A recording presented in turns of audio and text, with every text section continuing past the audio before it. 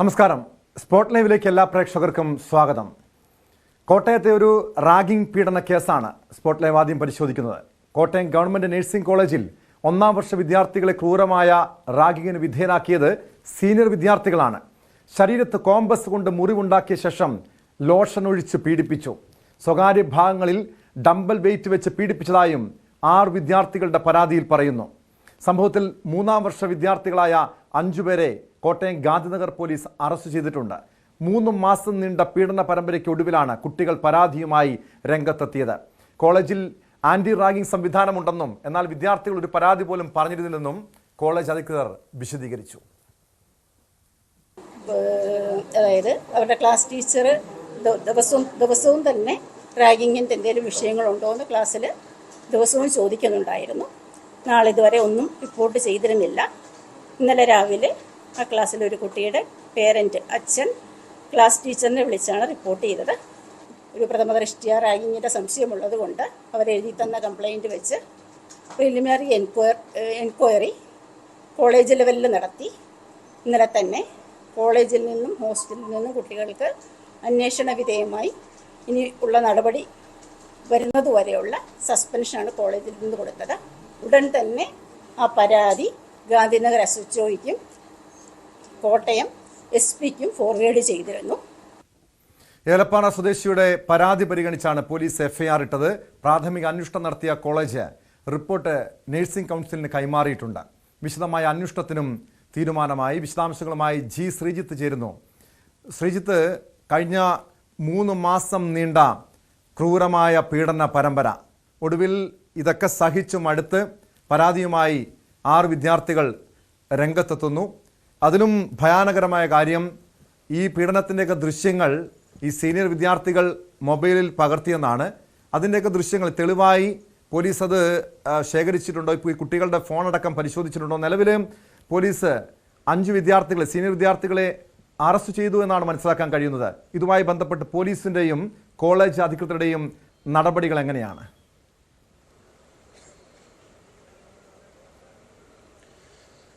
ടോമി, ഈ പരാതിയിൽ പറയുന്ന കാര്യങ്ങളെല്ലാം സ്ഥിരീകരിക്കുന്ന മൊബൈൽ ദൃശ്യങ്ങൾ അത് പോലീസ് കണ്ടെടുത്തിട്ടുണ്ട്.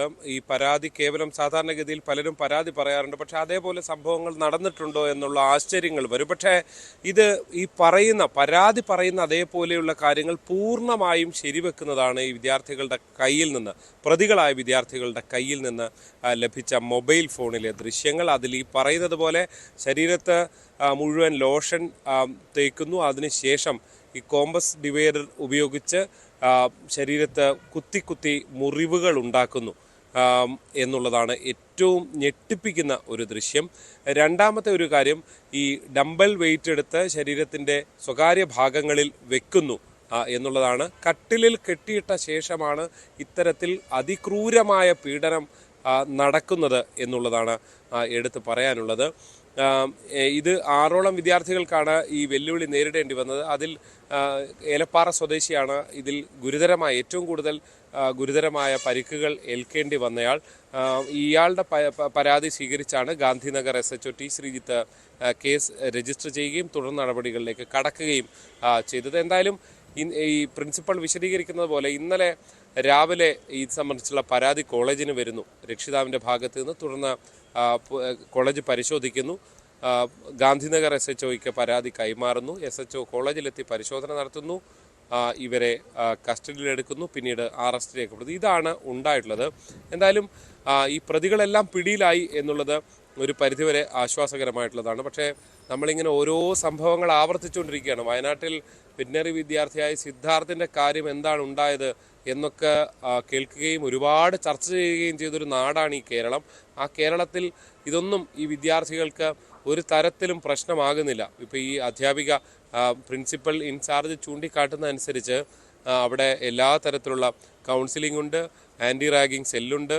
ഇപ്പോൾ പ്രധാന ക്ലാസ് ടീച്ചർ എല്ലാ ദിവസവും ചോദിക്കുന്നുണ്ട് എന്നൊക്കെയാണ് ഇവർ പറയുന്നത്, റാഗിങ് ഉണ്ടോ എന്ന്. പക്ഷേ കുട്ടികളെല്ലാം സഹിച്ച് നിൽക്കുന്ന ഒരു സ്ഥിതിവിശേഷമുണ്ട്. ഇപ്പോൾ 1-ാം വർഷത്തിൽ 6 ആൺകുട്ടികളാണുള്ളത്. ഈ 6 ആൺകുട്ടികളും ഈ ക്രൂര പീഡനത്തിന് ഇരയാകുന്നു. വാർഡൻ തൊട്ടടുത്ത് തന്നെ ഫലത്തിൽ വാർഡൻ എന്ന് പറഞ്ഞാൽ പ്രിൻസിപ്പളാണ്. പ്രിൻസിപ്പളിനപ്പുറത്തേക്ക് ഒരു സൂപ്പർവൈസറെ ഇതിനായി നിയോഗിച്ചിട്ടുണ്ട്. അയാൾ ഇതൊക്കെ നോക്കുന്നുണ്ട്, പ്രശ്നങ്ങളൊക്കെ ചോദിക്കുന്നുണ്ട് എന്നൊക്കെയാണ് പറയുന്നത്. പക്ഷേ ഈ സംവിധാനങ്ങളൊക്കെ കാര്യക്ഷമമല്ല എന്ന് വളരെ കൃത്യമായി വ്യക്തമാക്കുന്നതാണ് ഈ കോട്ടയം ഗവൺമെൻറ് നഴ്സിംഗ് കോളേജിൽ ഉണ്ടായിട്ടുള്ള സംഭവം. എന്തായാലും പ്രതികളുടെ തെളിവെടുപ്പൊക്കെ ഇനിയും കസ്റ്റഡിയിൽ വാങ്ങിയ ശേഷമേ ഉണ്ടാവുകയുള്ളൂ. ഉച്ചയ്ക്ക് ശേഷം പ്രതികളെ കോടതിയിൽ ഹാജരാക്കും, തുടർന്ന് റിമാൻഡ് ചെയ്യും എന്നാണ് നമുക്ക് ലഭ്യമാകുന്ന വിവരം. ടോം.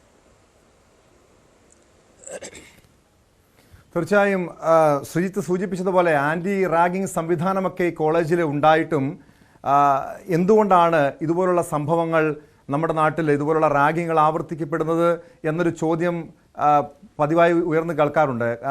സൂചിപ്പിച്ചതുപോലെ വയനാട്ട് വെറ്ററിനറി കോളേജിലെ വിദ്യാർത്ഥി സിദ്ധാർത്ഥിൻ്റെ മരണം സമീപകാലത്തേറെ ചർച്ചയായതാണ്. അതിന് പിന്നിലും റാഗിംഗ് ആയിരുന്നു പറയുന്നു. എനിക്ക് തോന്നുന്നു കോട്ടയത്ത് 2005, അതായത് കൃത്യമായി പറഞ്ഞാൽ 20 വർഷം മുൻപ് കോട്ടയം SME കോളേജിൽ നടന്ന റാഗിംഗ്, അതേ തുടർന്നാണ് ഈ റാഗിങ്ങിനെതിരായിട്ടുള്ള നടപടികളൊക്കെ ഇത്ര നിയമമൊക്കെ നമ്മുടെ സംസ്ഥാനത്തും കൂടുതൽ ശക്തമാകുന്നത്. അതേ കോട്ടയത്ത് തന്നെ ഇതുപോലുള്ള ക്രൂരമായ റാഗിങ്ങിൻ്റെ ഇരകളായ 6 വിദ്യാർത്ഥികൾ പരാതിയുമായി രംഗത്തെത്തിയെന്ന് മാത്രമല്ല, നഗ്നരാക്കി അവരെ ക്രൂരമായി പീഡിപ്പിച്ചു എന്ന വിവരങ്ങളാണല്ലോ പുറത്തു വരുന്നത്.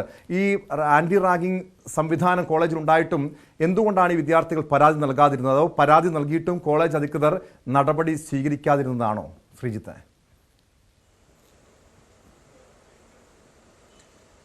അങ്ങനെ ഒരു പരാതി നിലവിൽ ഇവിടെ നിന്നും വന്നിട്ടില്ല. പ്രത്യേകിച്ച് ഇന്ന് ഏലപ്പാറയിലുള്ള ഈ വിദ്യാർത്ഥിയുടെ രക്ഷിതാവും മറ്റു മാധ്യമങ്ങളോട് പ്രതികരിച്ചിരുന്നു. അദ്ദേഹം തന്നെ ചൂണ്ടിക്കാണിച്ചത് ഞങ്ങളോട് പറഞ്ഞതും ഇന്നലെയാണ് എന്നുള്ളതാണ്. അതായത് ഈ വിദ്യാർത്ഥികൾ ആരോടും പറയാൻ ഭയപ്പെട്ടിരുന്നു എന്നുള്ളതാണ്. അപ്പോൾ ഇതിലൊരു പ്രധാനപ്പെട്ട കാര്യം ഇവർക്ക് ഇങ്ങനെ പീഡിപ്പിക്കുന്നു എന്നുള്ളത് മാത്രമല്ല, ഓരോ ആഴ്ചയും മദ്യം വാങ്ങാനുള്ള പണം അത് ഇവർ ഓരോരുത്തരായി മാറി മാറി നൽകിക്കൊണ്ടിരിക്കണം. അങ്ങനെ ഒരു ഗുണ്ടായിസമാണ് അവിടെ നടന്നത് എന്നുള്ളതാണ്. പക്ഷേ ഈ വിദ്യാർത്ഥികൾക്ക് ഈ വലിയ കൗൺസിലിംഗ് ഒക്കെ നമ്മൾ എല്ലാ തരത്തിലും നൽകുന്നുണ്ട്.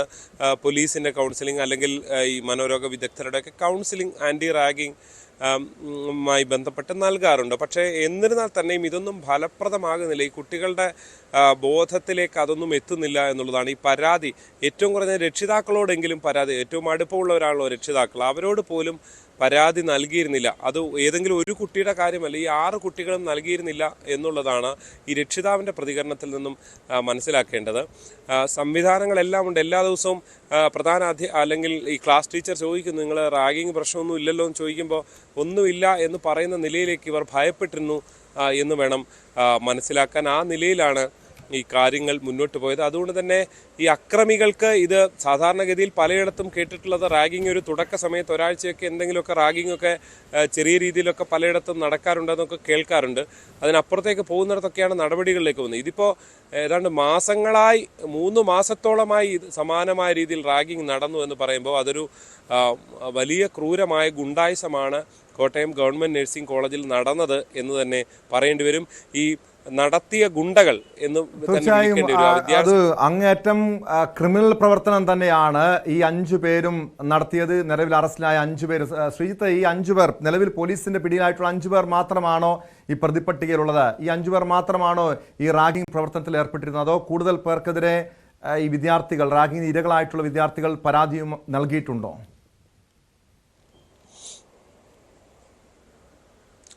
ഇല്ല ടോം, 5 പേർ മാത്രമേ നിലവിലുള്ളൂ. കാരണം ഇവിടെ തന്നെ ഓരോ ബാച്ചിലും ആൺകുട്ടികളുടെ എണ്ണം കുറവാണ്. ഈ 1ാം വർഷത്തിൽ 6 കുട്ടികൾ മാത്രമാണുള്ളത്. അങ്ങനെ ഇത് 3ാം വർഷ വിദ്യാർത്ഥികളാണ്. അങ്ങനെ ആ സംഖ്യ കുറവാണ്. അതുകൊണ്ട് തന്നെ വലിയൊരു സംഘം, നമ്മൾ സാധാരണഗതിയിൽ കാണുന്ന പോലെ വലിയൊരു സംഘമൊന്നും ഈ കോളേജിൽ അങ്ങനെ പഠിക്കുന്നില്ല. പക്ഷേ ഉള്ള കുട്ടികൾ തന്നെ ഈ വളരെ ചെറിയ ബാച്ചിന് കുട്ടികളെ ആണെങ്കിലും അംഗസംഖ്യയുള്ളവരാണെങ്കിലും റാഗിങ്ങിന് ഇരയാക്കുന്നു എന്നുള്ളതാണ്. പ്രത്യേകിച്ച് PG വിദ്യാർത്ഥികളൊക്കെ താമസിക്കുന്ന ഹോസ്റ്റലിൽ തന്നെയാണ് ഇവർക്ക് മുറി കൊടുത്തിട്ടുള്ളത്. ഇവർ ആകെ കുറച്ച് പേർ മാത്രമേ ഉള്ളൂ. അതിനിടയിലാണ് ഇവർ ഈ ഗുണ്ടായിസം കാട്ടിക്കൂട്ടിയത് എന്നുള്ളതാണ്. സംസ്ഥാനത്തിൻ്റെ വിവിധ ഭാഗങ്ങളിൽ നിന്നുള്ളവരുണ്ട്. മലപ്പുറത്തു നിന്നുള്ള 2 പേരുണ്ട്, കോട്ടയംകാരുണ്ട് 2 പേർ, ഒരാൾ വയനാട് സ്വദേശി. അങ്ങനെ വിവിധ സ്ഥലങ്ങളിൽ നിന്നെത്തി പഠിക്കാനായി എത്തിയവരാണ്. ഈ 3 വർഷം പൂർത്തിയായി ഇവർ പുറത്തേക്ക് ഇറങ്ങേണ്ടവരാണ്. അതിനിടയിലാണ് ഇത്തരം ക്രൂരകൃത്യങ്ങളിലേക്കൊക്കെ ഇവർ കടക്കുന്നത് എന്നുള്ളതാണ് ഏറ്റവും ശ്രദ്ധേയമായിട്ടുള്ളത്. എന്തായാലും പോലീസ് വിശദമായി അന്വേഷിച്ചുകൊണ്ടിരിക്കുകയാണ്. ഏതെങ്കിലും തരത്തിലുള്ള ലഹരി ഉപയോഗമോ ലഹരിക്ക് അടിമപ്പെട്ടവരാണോ ഇവർ എന്നൊക്കെയുള്ള കാര്യങ്ങളെല്ലാം പരിശോധിച്ചുകൊണ്ടിരിക്കുകയാണ്. എന്തായാലും ഗുരുതരമായ കുറ്റകൃത്യമാണ് നടക്കുന്നത്. ഞെട്ടലുളവാക്കുന്ന വീഡിയോ ദൃശ്യങ്ങളാണ്. പോലീസിനെ സംബന്ധിച്ച് ഇപ്പോൾ ആ വീഡിയോ ദൃശ്യം പൂർണ്ണമായും എടുത്ത ശേഷം അവർ കോടതിയിൽ ഹാജരാക്കാൻ, തെളിവായി കോടതിയിൽ ഹാജരാക്കാൻ ഈ പോലീസ് ഇത് കണ്ടെടുത്തിട്ടുണ്ട്. അതാണ് പോലീസിൻ്റെ പക്കലുള്ളത്. അത് ആ ദൃശ്യങ്ങൾ ഞെട്ടിപ്പിക്കുന്നതാണ് എന്ന് തന്നെയാണ് പോലീസ് ചൂണ്ടിക്കാട്ടുന്നത്. ടോം, ഇതിനു മുൻപും ഈ കോട്ടയത്തെ ഈ നഴ്സിംഗ് കോളേജിൽ സമാനമായ രീതിയിൽ റാഗിംഗ് പീഡനം പരാതി വന്നിട്ടുണ്ടോ? ഈ കോളേജ് അധികൃതർ ഇതുമായി ബന്ധപ്പെട്ട വിശദീകരണം നൽകുന്നു. കാരണം ഇതൊരു ഒറ്റപ്പെട്ട സംഭവമായി ഇങ്ങനെ കാണാൻ കഴിയില്ലല്ലോ. ഈ 5 വിദ്യാർത്ഥികൾ ഇങ്ങനെ ക്രൂരമായി ജൂനിയർ വിദ്യാർത്ഥികളെ റാഗിങ്ങിന് വിധേയരാക്കിയെങ്കിൽ സ്വാഭാവികമായി ഇതിനു മുൻപുള്ള വർഷങ്ങളിലൊക്കെ ഇതുപോലുള്ള റാഗിങ്ങൾ അവിടെ നടന്നിട്ടുണ്ടാകാം. അതിലേക്കും പോലീസ് അന്വേഷണം നടത്തുന്നുണ്ടോ?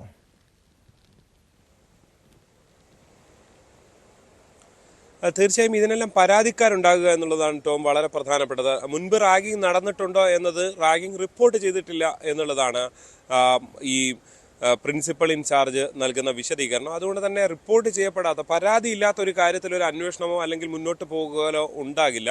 അതുകൊണ്ട് തന്നെ റാഗിംഗ് ഉണ്ടോ ഇല്ലയോ എന്ന ചോദ്യത്തിന് ഇല്ല എന്നൊരു ഉത്തരം നമുക്ക് പറയാൻ കഴിയില്ല. കാരണം ഇത് കേവലം ഒരു ദിവസം ആരെങ്കിലും ചെയ്യുന്ന ഒന്നായി റാഗിംഗ് മാറാറില്ല. അത് പലപ്പോഴും തുടർച്ചയായി മുൻ വിദ്യാർത്ഥികൾ ചെയ്യുകയും അതിൻ്റെ തുടർച്ചയായി തൊട്ടടുത്ത വിദ്യാർത്ഥികൾ അതങ്ങനെ മുന്നോട്ട് കൊണ്ടുപോവുകയൊക്കെ ചെയ്യുന്ന രീതികളാണ് കലാലയങ്ങളിൽ ഉണ്ടാകാറുള്ളത്. അതുകൊണ്ട് തന്നെ ഇതിന് മുൻപുണ്ടോ ഇല്ലയോ എന്ന ചോദ്യത്തിന് നിലവിൽ പരാതിയില്ല എന്ന് മാത്രമേ പറയാൻ കഴിയുകയുള്ളൂ. മാത്രമല്ല, ഇവിടുന്ന് പഠിച്ചിറങ്ങി പോയ വിദ്യാർത്ഥികളെ സംബന്ധിച്ച് ഇനി ഇതിൻ്റെ പിന്നാലെ പരാതിയുമായി രംഗത്ത് വരാനോ, ഇവരെല്ലാവരും പുറത്തു പോയവരാണ്. നിലവിൽ ഉള്ളവരെ സംബന്ധിച്ച് ഉള്ള പരാതികൾ മാത്രമാണ് സ്വാഭാവികമായും ഇനി പരിഗണിക്കപ്പെടാൻ സാധ്യതയുള്ളത്.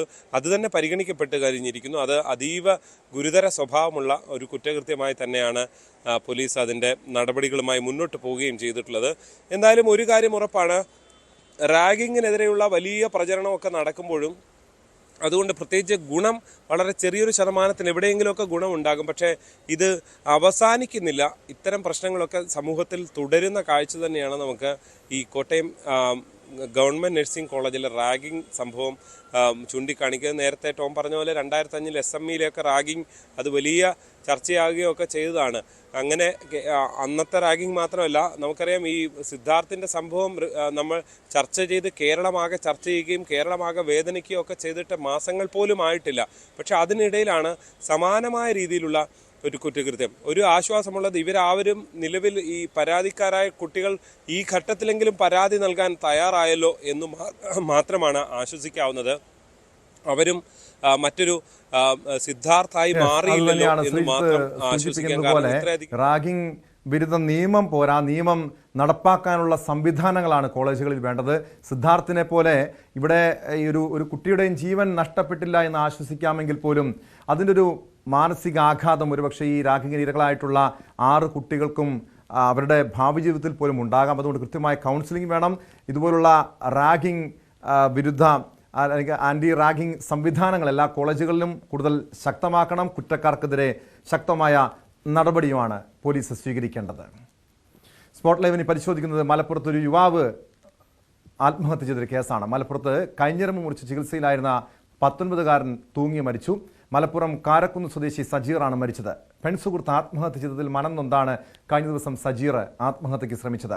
മറ്റൊരാളുമായി വിവാഹം നിശ്ചയിച്ചതിന് പിന്നാലെ ഒരാഴ്ച മുൻപാണ് തൃക്കലങ്ങോട് സ്വദേശിയായ ഷൈമ ജീവനൊടുക്കിയത്.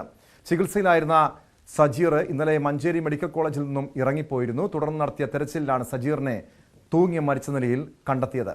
വിശദാംശങ്ങളുമായി മലപ്പുറത്ത് നിന്ന് CV അനുമോദ് ചേരുന്നുണ്ട്. അനുമോദ്, കഴിഞ്ഞ ദിവസം ഈ വാർത്ത നമ്മൾ റിപ്പോർട്ട് ചെയ്തതാണ്. ഈ പെൺകുട്ടിയുടെ ആത്മഹത്യയും അതിന് പിന്നാലെയുള്ള യുവാവിൻ്റെ കാമുകൻ്റെ ആത്മഹത്യാ ശ്രമവും. ഈ സജീർ 19-കാരനായ സജീർ ആത്മഹത്യ ചെയ്തത് ഈ കാമുകി പെൺസുഹൃത്ത് ജീവനൊടുക്കിയതിൻ്റെ മനോവിഷമത്തിൽ തന്നെയാണോ, അതോ മറ്റെന്തെങ്കിലും കാരണം ഇതിന് പിന്നിലുണ്ടോ?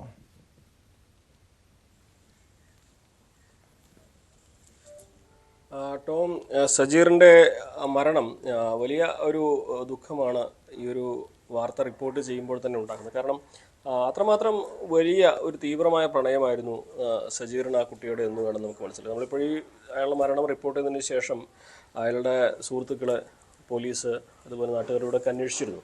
അതിൻ്റെ അടിസ്ഥാനത്തിലാണ് നമ്മളിത് പറയുന്നത്. മറ്റ് ഈ ഒരു ആ പെൺകുട്ടിയുടെ മരണം മാത്രമാണ് ഇതിലേക്ക് നയിച്ചത് സജീറിനെ എന്ന് വേണം ഈ ഒരു ഘട്ടത്തിൽ വിലയിരുത്തുവാൻ. അന്ന് ഷൈമ മരിച്ച അന്ന് തന്നെ സജീർ കൈഞ്ഞരമ്പ് മുറിച്ച് ആത്മഹത്യയ്ക്ക് ശ്രമിച്ചിരുന്നു. തുടർന്ന് മഞ്ചേരി മെഡിക്കൽ കോളേജിൽ ചികിത്സയിലായിരുന്നു. കഴിഞ്ഞ ദിവസം ഡിസ്ചാർജ് ആയിട്ട് അയാൾ വീട്ടിലേക്ക് പോയി. അയാൾക്ക് മരുന്ന് നൽകിയിരുന്നു. മരുന്ന് ഹെവി ഡോസിൽ നിർദ്ദേശിച്ചതിലും കൂടുതൽ അളവിൽ കഴിക്കുകയും ക്ലീനിങ് ലോഷൻ എടുത്ത് കുടിക്കുകയും ചെയ്ത് ഇയാൾ വീണ്ടും ആത്മഹത്യയ്ക്ക് ശ്രമിച്ചിരുന്നു. അതിൻ്റെ ചികിത്സയിലിരിക്കുകയാണ് ഇന്നലെ രാവിലെ ഇയാൾ ആശുപത്രിയിൽ നിന്ന് കാണാതാവുന്നത്. അയാളെ ഒരുപാട് അന്വേഷണങ്ങൾ കണ്ടെത്താനായില്ല. ഇന്നലെ വൈകുന്നേരം മഞ്ചേരി പോലീസ് മിസ്സിങ്ങിന് കേസെടുത്തിരുന്നു. തുടർന്ന് ഇന്ന് രാവിലെയാണ് പുകമണ്ണയിൽ ഇയാളെ മരിച്ച നിലയിൽ കണ്ടെത്തുന്നത്. മറ്റൊരു കാരണവും ഈ ഒരു മരണത്തിന് പിന്നിൽ മറ്റൊരു കാരണവും ഇല്ല എന്ന് തന്നെയാണ് നമുക്ക് ഈ ഒരു ഘട്ടത്തിൽ വിലയിരുത്തേണ്ടത്. ഷൈമയുടെ വിവാഹ നിശ്ചയിച്ചതിന് ശേഷം ഇയാൾ കടുത്ത സമ്മർദ്ദത്തിലായിരുന്നു. ഷൈമയുടെ മരണം കൂടി ഉണ്ടായതോടെ അയാൾക്ക് ഈ ഒരു മരണത്തോടുള്ള ആത്മഹത്യയോടുള്ളൊരു ആത്മഹത്യാ ശ്രമം പലവട്ടം നടത്തി. അത് ഈ ഷജീറും ഷൈമയും തമ്മിലുള്ള ബന്ധത്തെ വീട്ടുകാർ എതിർത്തിരുന്നോ? എന്തുകൊണ്ടാണ് ഇതൊക്കെ ഇരുവരും തമ്മിൽ പ്രണയമാണ് എന്നറിഞ്ഞിട്ടും ഷൈമയ്ക്ക് മറ്റൊരു വിവാഹാലോചനയുമായി കുടുംബം മുന്നോട്ട് പോയത്?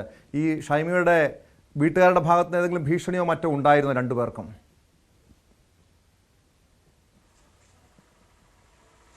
നമുക്ക് വീട്ടുകാരോട് ഈ കാര്യത്തിൽ സംസാരിക്കാൻ കഴിഞ്ഞിട്ടില്ല. കാരണം ഷൈമയുടെ കുടുംബമൊന്നും ഇത്തരം കാര്യങ്ങൾ സംസാരിക്കാൻ ഒരു മാനസികാവസ്ഥയിൽ എത്തിയിട്ടില്ല. നമുക്കത് അവരോട് ചോദിച്ച് മനസ്സിലാക്കാനും കഴിയുന്ന ഒരു സാഹചര്യം. പക്ഷെ നമ്മൾ അന്വേഷിച്ചപ്പോൾ മനസ്സിലാക്കാൻ കഴിഞ്ഞത് ഈ ഷൈമയ്ക്ക് 18ഉം ഈ യുവാവിന് 19 വയസ്സും മാത്രമാണുള്ളത്. യുവാവ് പഠിക്കുകയാണ് ചെയ്യുന്നത്. ഒരു കുടുംബം നോക്കാനുള്ള വിവാഹ ജീവിതത്തിലേക്ക് കടക്കാനുള്ള പ്രായമോ തൊഴിലോ ഒന്നും ഈ യുവാവിനായിട്ടില്ല.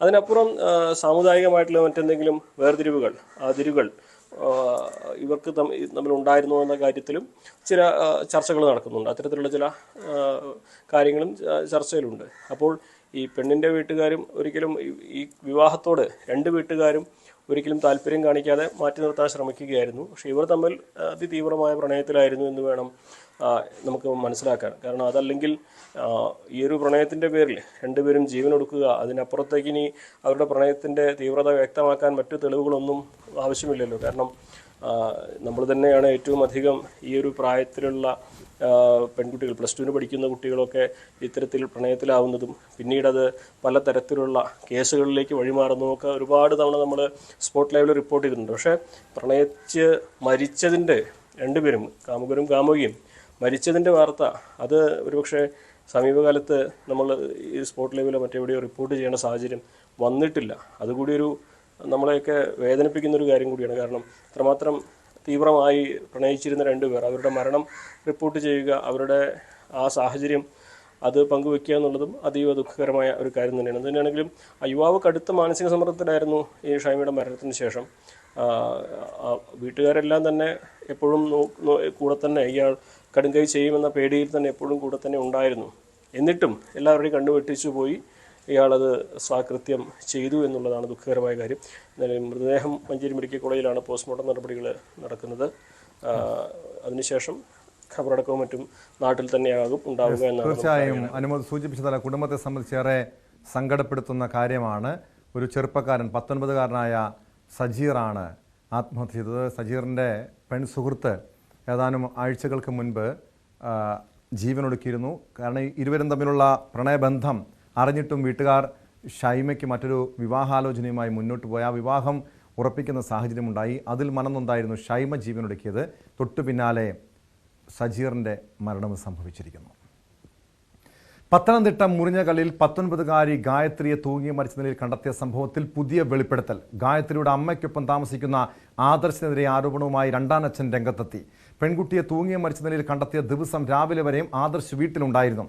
ലോറി ഡ്രൈവറായ ആദർശ് ഗോവയ്ക്ക് പോയി എന്നാണ് ഇപ്പോൾ വിശദീകരിക്കുന്നതെന്നും രണ്ടാനച്ഛൻ ചന്ദ്രശേഖരൻ പറഞ്ഞു. സംശയങ്ങൾ ഒരുപാടുണ്ട്. ഒരിക്കലും അവൾ ആത്മഹത്യ ചെയ്യത്തില്ല. കാരണം അത്ര ബോൾഡാണ് അവൾ. എനിക്കറിയാം, കുഞ്ഞുനാൾ മുതൽ അവളെ ഞാൻ വളർത്തിയതാണ്. എൻ്റെ നെഞ്ചത്ത് കിടന്ന എൻ്റെ കുഞ്ഞു വളർന്നത്. പ്രായത്തിൽ കൂടുതൽ പക്വത ഉണ്ടായിരുന്നു. സംശയം അത് പോലീസ് അന്വേഷിക്കണം. കാരണം ഞാൻ 1 വർഷമായിട്ട് ഈ പറയുന്ന മകളും ഞാനും പിന്നെ രാജീവായിട്ട് ഒരു കോണ്ടാക്ട് 1 വർഷമായിട്ട്. അത് കോന്നി പോലീസ് സ്റ്റേഷനിൽ പിന്നെ ഇവർ തന്നെയാണ് എന്നെ വേണ്ട, എൻ്റെ കൂടെ ജീവിക്കുന്നില്ല എന്നും പറഞ്ഞ് പോയത്. ഈ കുഞ്ഞിൻ്റെ പേര് റെക്കോർഡിക്കൽ മൊത്തം എൻ്റെ അഡ്രസ്സും കാര്യങ്ങളുമാണ്. ഗായത്രി ചന്ദ്രശേഖരനാണ് അവിടെ പേര്. ഞാൻ പറഞ്ഞത് അവിടെ വിടല്ലെന്ന് പറഞ്ഞത്. അത് ആ ഒരു പ്രശ്നം പറ്റിയിട്ടാണ് ഞാനും ഈ പറയുന്ന രാജി, അതായത് എൻ്റെ ഭാര്യയായിരുന്നു ഈ രാജിയുമായിട്ട് തെറ്റിപ്പോകും. ഞാൻ അന്വേഷിച്ചു, എന്നിട്ട് അവരുടെ ട്രാക്ക് റെക്കോർഡ് കറക്റ്റ് അല്ല, നടത്തിപ്പിക്കാരുണ്ട്, അത് മോശമാണ്. ഞാൻ പറഞ്ഞു ഈ അഗ്നിപതിൽ കുഞ്ഞ് അപ്പോൾ ഈ വാൽവിന് കംപ്ലൈൻറ്റ് ഉണ്ടെന്നൊക്കെ പറഞ്ഞ് ശരിയാണ്. പക്ഷെ ആ സ്ത്രീ പറഞ്ഞത് അതായത് ശ്രീജിത്തിനെ കൊണ്ടുപോയെന്നൊക്കെ ചുമ്മാതാ. പത്തനംതിട്ട ഇവിടെ തന്നെയായിരുന്നു കാർഡിയോളജിസ്റ്റിനെ കാണിച്ചത്. അല്ല, ഞാൻ അവിടെ നമുക്ക് സുഹൃത്തുക്കളുണ്ട്, അവരൊന്നും പേര് വലിച്ചെടുക്കാൻ ഞാൻ താല്പര്യമില്ല. അവർ അന്വേഷിച്ചാണ് പറഞ്ഞു എൻ്റെ ബേബിക്കുട്ടൻ എൻ്റെ നാട്ടിലേക്ക് വിളിക്കുന്നത്. ബേബിച്ചേട്ടാ വിടണ്ട, അത് നല്ല ഇതല്ല. ലാസ്റ്റ് ബേബിച്ചേട്ടൻ്റെ സ്വഭാവത്തിലാണെങ്കിൽ പിന്നെ ലാസ്റ്റ് കൈവയ്ക്കേണ്ടി വരും. ഇത് ഞാനുമായിട്ട് കോൺടാക്ട് ചെയ്യാൻ പറ്റിയില്ല. ഞാൻ പറഞ്ഞില്ലേ, അവസാനം ഞാൻ സംസാരിക്കുന്ന കഴിഞ്ഞ ഓണത്തിന് 2 ദിവസം മുമ്പാണ്. ഞാൻ പറഞ്ഞു, കുഞ്ഞാ ഞാൻ നാട്ടിൽ വന്നിട്ടുണ്ട്, മക്കൾ പൂന്നിക്കോട്ട് പോവാം. ഇവരെവിടെ താമസിക്കുന്നവരെ എനിക്കറിയില്ല. പൂന്നിക്കോട്ട് പോവാം, നിങ്ങൾ അതിപ്പം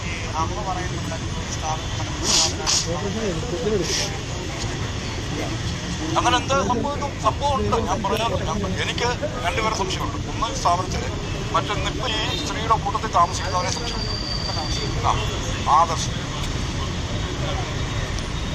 അന്ന് ഞാൻ അന്വേഷിച്ചു സംഭവം അറിഞ്ഞിട്ട് ഞാൻ ഇന്നലെ പലരെയും വിളിച്ച് ചോദിച്ചപ്പോൾ അവര് പറയുന്നു ഈ കുഞ്ഞ് മരിക്കുന്നതിന്റെ അന്ന് വരെ. അതേസമയം മരണത്തിൽ ആർക്കും പങ്കില്ലെന്ന കുറിപ്പ് കണ്ടെത്തിയതായി പോലീസ് പറഞ്ഞു. കുറിപ്പിൽ വിശ്വാസമില്ലെന്നും മകളുടെ നഗ്നചിത്രങ്ങൾ സ്വകാര്യ സ്ഥാപന ഉടമ പകർത്തിയെന്നും അമ്മ ആരോപിക്കുന്നു. ഇത്രയും ദിവസം ലേറ്റ് ആയെന്ന് പറഞ്ഞാൽ ഇന്നലെയാണ് ഇവിടെ 2ാമത്തെ അച്ഛൻ അറിയുന്നത്. അതായത് അവിടെ പേരിന്റെ അറ്റത്ത് ചന്ദ്രശേഖരൻ എന്നുള്ളത് അയാൾ അച്ഛനല്ല. അയാൾ ചൊവ്വേന്നേരെ ചെലവിന് കൊടുത്തിട്ടില്ല. ഞാൻ കഷ്ടപ്പെട്ട് തന്നെ എൻ്റെ മക്കളെ വളർത്തിയത്. വാടകപ്പരയായിരുന്നു. ഓരോ വാടകപ്പര മാറുമ്പോഴും ഞാൻ അധ്വാനിക്കുന്നതിന്റെ ചെറിയൊരു തുക ഞാൻ കൂട്ടിവെച്ച എൻ്റെ കുഞ്ഞിനെ കുമ്പഴ കവിത നിൽക്കുമ്പോൾ ആഴ്ചയിൽ എനിക്ക് ശമ്പളം കിട്ടുന്നത്. ആഴ്ചയിൽ കിട്ടുമ്പോൾ ഞാൻ മാറ്റി വെക്കുക. ഇയാൾക്ക് കുടിക്കാൻ കൊടുക്കണം, ഇയാളുടെ തറവാടിത്തിന് മൊത്തം കൊടുക്കണം, കൊടുക്കത്തില്ല. അതിന് സ്ഥിരം മഴക്കം നടക്കുമായിരുന്നു. ഇയാൾക്കറിയാം എനിക്ക് 2 മക്കളുണ്ടെന്ന് അറിഞ്ഞുകൊണ്ട് തന്നെ അയാൾ കൂടിയത്. പിന്നെ ഇപ്പൊ എൻ്റെ മോൾ അയാളെ മോളാന്നും പറഞ്ഞുകൊണ്ട് ഈ SP-ക്കും DGP-ക്കും IG-ക്കും ഒക്കെ പരാതി കൊടുത്തിട്ട് കാര്യമില്ല. ചിറ്റാറ് പഞ്ചായത്ത് മൊത്തം അറിയാം, കോന്നി അരുവാപ്പലം പഞ്ചായത്ത് മൊത്തം അറിയാം, സ്കൂളുകാർക്ക് അറിയാം, ലോകത്ത് ആർക്കും അറിയത്തില്ലാത്തവരില്ല. അത് അയാളുടെ മോളല്ല. പിന്നെ എന്തിനു വേണ്ടി പിടിക്കും അയാള്? കൂട്ടുകാർ മിച്ചഭൂമിയിലുള്ള നേരത്തെ യുവമോർച്ചയുടെ മണ്ഡലം പ്രസിഡന്റ് ആയിരുന്നെന്ന് പറഞ്ഞുകൊണ്ട് നടക്കുന്ന എനിക്കറിയത്തില്ല, ചന്ദ്രശേഖരൻ, അല്ലാത്ത പേര് ബേബിക്കുട്ടൻ. ഏത് രാഷ്ട്രീയത്തിനായാലും അവർക്കും ഉണ്ടല്ലോ മക്കളും കുട്ടിയും പെണ്ണുപിള്ളയൊക്കെ. അവർക്കും മാനമില്ലയോ? ഒരു പെണ്ണിന് ഏറ്റവും വലുത് മാനമാ. ജീവൻ 2ാമതേ ഉള്ളൂ. ഇനി ഈ കേരളത്തിൽ, ഇന്ത്യ മഹാരാജ്യത്തിൽ കൂടുതൽ സ്ത്രീകള് മരണപ്പെട്ടിട്ടുള്ള അവരുടെ മാനത്തിന് വേണ്ടിയാ. ഇല്ലെന്ന് പറയാമോ? ഞാനും ഒരു സ്ത്രീയാ. ഞാൻ ജോലി ചെയ്യുന്ന 10-25 ആൾക്കാരുള്ള ആണുങ്ങളുടെ കൂട്ടത്തിൽ ബംഗാളിയുണ്ട്, ബീഹാറിയുണ്ട്, മലയാളിയുണ്ട്, തമിഴ്നാട്ടുകാരുണ്ട്. ഇവരുടെ എല്ലാം കൂട്ടത്തിൽ നല്ല എന്റെ മാനത്തിന് അവരാരും വിലയിടുന്നില്ല. അവർക്കറിയാം ഞാൻ ആരാ. അതെ, ഞാനൊരു പണ്ടാരിയാ. എന്താ, ഞാൻ ഒരു മെയിൻ കുക്കാ. വിശദാംശങ്ങളുമായി പത്തനംതിട്ടയിൽ നിന്ന് ശശിനാരായണൻ ചേരുന്നുണ്ട്. ശശിനാരായണൻ, ഈ ഗായത്രി എന്ന ഈ പെൺകുട്ടിയുടെ 19-കാരിയുടെ ആത്മഹത്യയുമായി ബന്ധപ്പെട്ട് പല ദുരൂഹതകളുമുണ്ട്. ഇപ്പോൾ കൂടുതൽ ആരോപണങ്ങളുമായി 2ാനച്ഛൻ രംഗത്തെത്തുന്നു. അമ്മ ഇന്നലെ മാധ്യമങ്ങളോട് പറഞ്ഞത് ഈ മിലിറ്ററി റിക്രൂട്ട്മെന്റ് പരിശീലന കേന്ദ്രത്തിലെ ഒരു അധ്യാപകൻ ഡേറ്റിങ്ങിന് ക്ഷണിച്ചതിൻ്റെ മനോവിഷമത്തിലാണ് ഗായത്രി ജീവനൊടുക്കിയതെന്നായിരുന്നു. എന്നാൽ ഈ 2ാനച്ഛൻ മറ്റൊരു കഥയുമായി ഇപ്പോൾ രംഗത്തെത്തുന്നുണ്ട്. അതേസമയം പെൺകുട്ടിയുടെ ആത്മഹത്യയെക്കുറിപ്പിൽ ആരെക്കുറിച്ചും പരാമർശമില്ല എന്ന് പോലീസും പറയുന്നു. ആരെ വിശ്വസിക്കണം?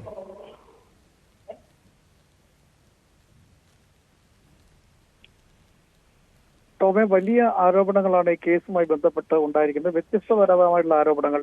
ഈ 2ാനച്ഛനും ഒപ്പം ഈ കുട്ടിയുടെ മാതാവ്, ഗായത്രിയുടെ മാതാവ് രാജീവ് ഉന്നയിക്കുന്ന ആരോപണങ്ങൾ വ്യത്യസ്തമാണ്. എന്തായാലും നിലവിലത്തെ സാഹചര്യത്തിൽ കേസ് പോലീസ് പറയുന്നത്, ഈ ആത്മഹത്യയുമായി ബന്ധപ്പെട്ട് പോലീസ് പറയുന്നത് പെൺകുട്ടി കത്തെഴുതി വെച്ചിട്ടുണ്ട്. അതായത് താൻ ഈ മരണത്തിന് ആരുമല്ല ഉത്തരവാദി എന്നൊരു കത്തെഴുതി വെച്ചതിനു ശേഷമാണ് ഗായത്രി ആത്മഹത്യ എന്നാണ് പോലീസ് പറയുന്നത്. എന്തായാലും ഇന്ന് രാവിലെയും ഈ ഗായത്രിയുടെ അമ്മ രാജി പറഞ്ഞത്, ഈ സ്ഥാപനത്തിൽ കുട്ടി അടൂരിൽ പഠിക്കാൻ പോയ ദ്രോണ ഡിഫൻസ് അക്കാദമി എന്ന സ്ഥാപനത്തിലാണ് പഠിക്കാൻ പോയത്. അവിടുത്തെ സ്ഥാപന ഉടമ ഈ കുട്ടിയുടെ നഗ്നചിത്രങ്ങൾ എടുത്തിട്ടുണ്ടെന്നുള്ള ആരോപണം കൂടി പറയുന്നു. അതിന്റെയൊക്കെ മനോവിഷമം കൊണ്ടാണ് പെൺകുട്ടി ആത്മഹത്യ എന്നാണ് ഈ ഗായത്രിയുടെ അമ്മ, ആത്മഹത്യ ചെയ്ത കുട്ടിയുടെ അമ്മ രാജി പറയുന്നത്. ഈ ബോഡിയിൽ ഈ പോലീസ് പറയുന്ന പോലെ തന്നെ ആത്മഹത്യക്കുറിപ്പൊന്നും ഉണ്ടായിരുന്നില്ല. താനാണ് ഗായത്രി ആത്മഹത്യ ചെയ്ത സമയത്ത് കെട്ടി തൂങ്ങി മരിക്കുന്ന സമയത്ത് കെട്ടി അഴിച്ച് തറയിലൊക്കെ പരിശോധിക്കുമ്പോൾ രേഖത്തിൽ കത്തൊന്നും ഉണ്ടായിരുന്നില്ല എന്നുള്ള കാര്യം കൂടി ഈ രാജി പറയുന്നുണ്ട്. ഗായത്രിയുടെ അമ്മ രാജി പറയുന്നുണ്ട്.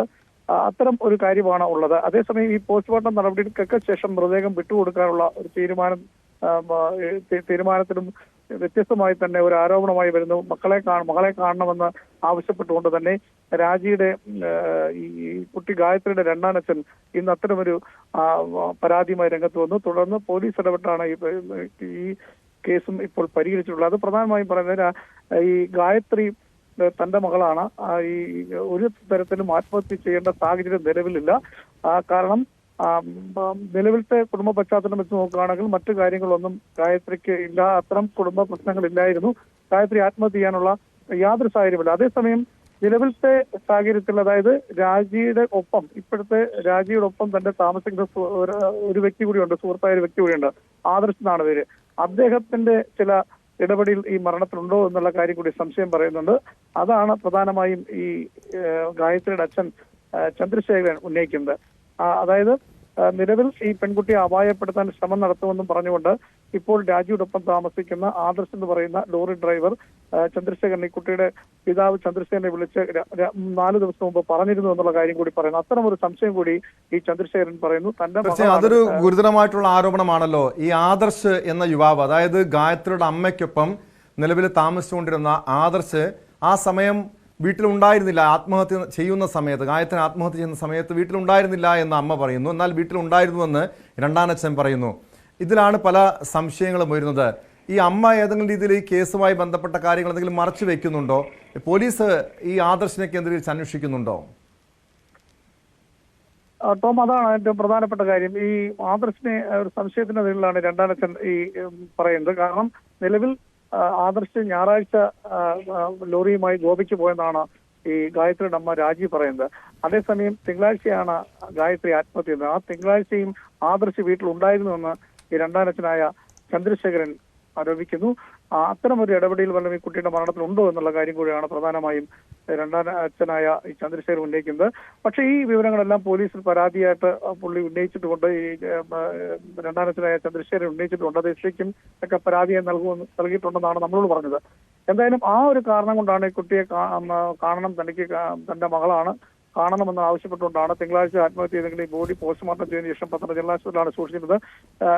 ഈ പത്തനംതിട്ട തന്നെ പൊതു ശ്മശാനത്തിലാണ് അടക്കുന്നത്. കാരണം സ്വന്തമായി വസ്തു ഇല്ലാത്തതുകൊണ്ട് വാടക വീട്ടിലാണ് ഇവർ താമസിക്കുന്നത്. അതുകൊണ്ട് തന്നെ പത്തനംതിട്ട പൊതു ശ്മശാനത്തിലാണ് ഈ ഗായത്രിയുടെ മൃതദേഹം സംസ്കരിക്കുന്നത്. അത്തരത്തിൽ ഈ ചന്ദ്രശേഖരന്റെ ഒരു പരാതിയെ തുടർന്നാണ് കഴിഞ്ഞ ദിവസം തൊട്ട് ബോഡി പോസ്റ്റ്മോർട്ടം ശേഷം മോർച്ചറി സൂക്ഷിച്ചിട്ടുള്ളത്. എന്തായാലും ചന്ദ്രശേഖരന് ഇത്തരം ഒരു ആരോപണം ഉന്നയിക്കേണ്ട ആവശ്യമില്ല. തന്റെ മകളെ നോക്കിയിട്ടുള്ള ഈ കുട്ടിയുടെ അച്ഛനല്ല ചന്ദ്രശേഖരൻ എന്നുള്ള നിലപാട് തന്നെയാണ് രാജി ഉന്നയിക്കുന്നത്. അനാവശ്യമായി ഈ വിഷയത്തിൽ ചന്ദ്രശേഖരൻ ഇടപെടുന്നു. കാരണം തന്നെയും തന്റെ മകൾ ഗായത്രിയും ചന്ദ്രശേഖരൻ നോക്കിയിട്ടുള്ള വ്യക്തിയല്ല എന്നുള്ള ആരോപണമാണ് രാജി ഉന്നയിക്കുന്നത്. നിലവിൽ ആദർശിന്റെ പേരിലുള്ള ആരോപണം ഗായത്രിയുടെ അമ്മ രാജി പൂർണ്ണമായും തള്ളുകയാണ്.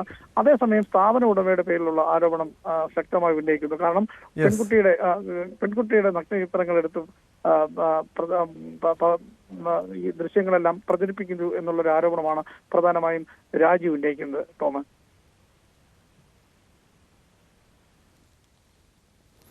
വ്യക്തമാണ്. പത്തനംതിട്ടയിൽ നിന്ന് ശശിനാരായണനാണ് വിവരങ്ങൾ നൽകിയത്. ഇതോടൊപ്പം മറ്റ് ചില വാർത്തകൾ കൂടി പുറത്തു വരുന്നുണ്ട്. കൊച്ചിയിൽ മദ്യപാനത്തിനിടെ സുഹൃത്തിനെ കൊലപ്പെടുത്തിയ കേസും കാസർഗോഡ് ഉപ്പളയിൽ സുരക്ഷാ ജീവനക്കാരനെ കുത്തിക്കൊലപ്പെടുത്തിയ കേസുകളുമുണ്ട്. അത് പരിശോധിക്കാം ഇടവേള കഴിഞ്ഞ്.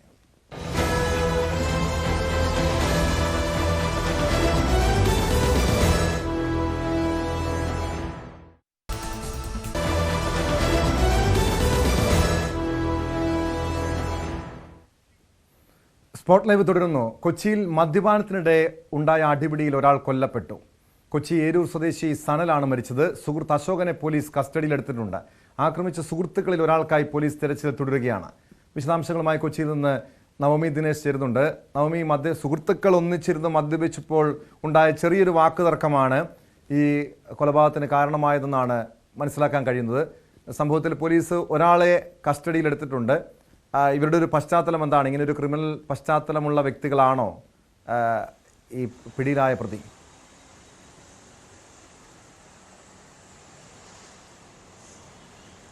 ടോം, ഇന്ന് പുലർച്ചെയായിരുന്നു സംഭവം നടന്നത്. ഈ സനൽ വീടിനടുത്തുള്ള ഉത്സവം നടക്കുന്നുണ്ടായിരുന്നു. അവിടെ ഉത്സവപ്പറമ്പിൽ പോയപ്പോഴാണ് മറ്റ് രണ്ട് സുഹൃത്തുക്കളെ കണ്ടുമുട്ടുന്നത്.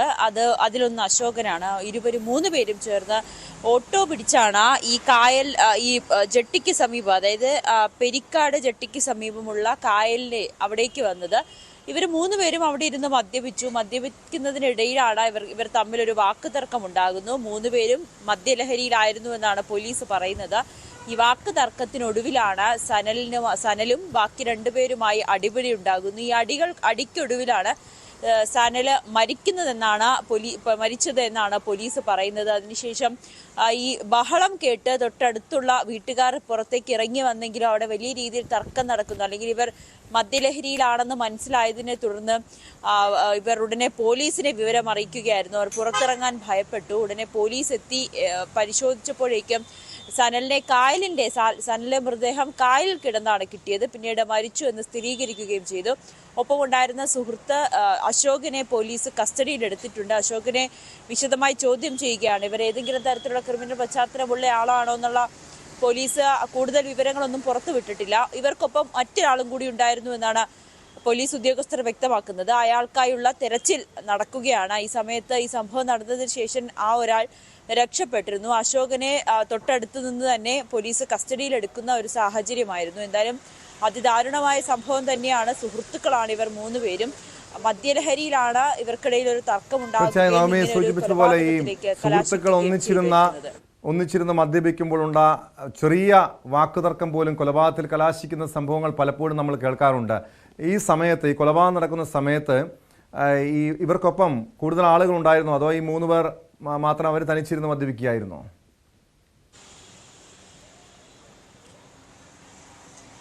ഇവർ മൂന്നുപേരും മാത്രമാണെന്നാണ് പോലീസ് ഉദ്യോഗസ്ഥർ പറയുന്നത്. അശോകനും അങ്ങനെ തന്നെയാണ് പോലീസിന് മൊഴി നൽകിയിരിക്കുന്നത്.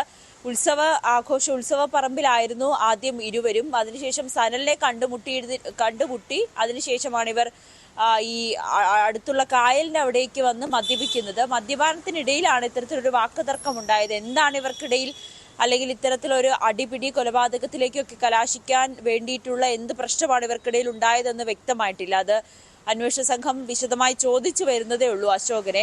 ആദ്യം ഈ ചോദ്യം ചെയ്യലാണ് ഇവർ തമ്മിലുള്ള വാക്കുതർക്കമാണ് കൊലപാതകത്തിലേക്ക് കലാശിച്ചത്. ഇവർ മൂന്നുപേരും സുഹൃത്തുക്കളാണ് എന്ന വിവരം കൂടി അന്വേഷണ സംഘത്തിനോട് അശോകൻ ചോദ്യം ചെയ്യലിൽ സമ്മതിച്ചത്.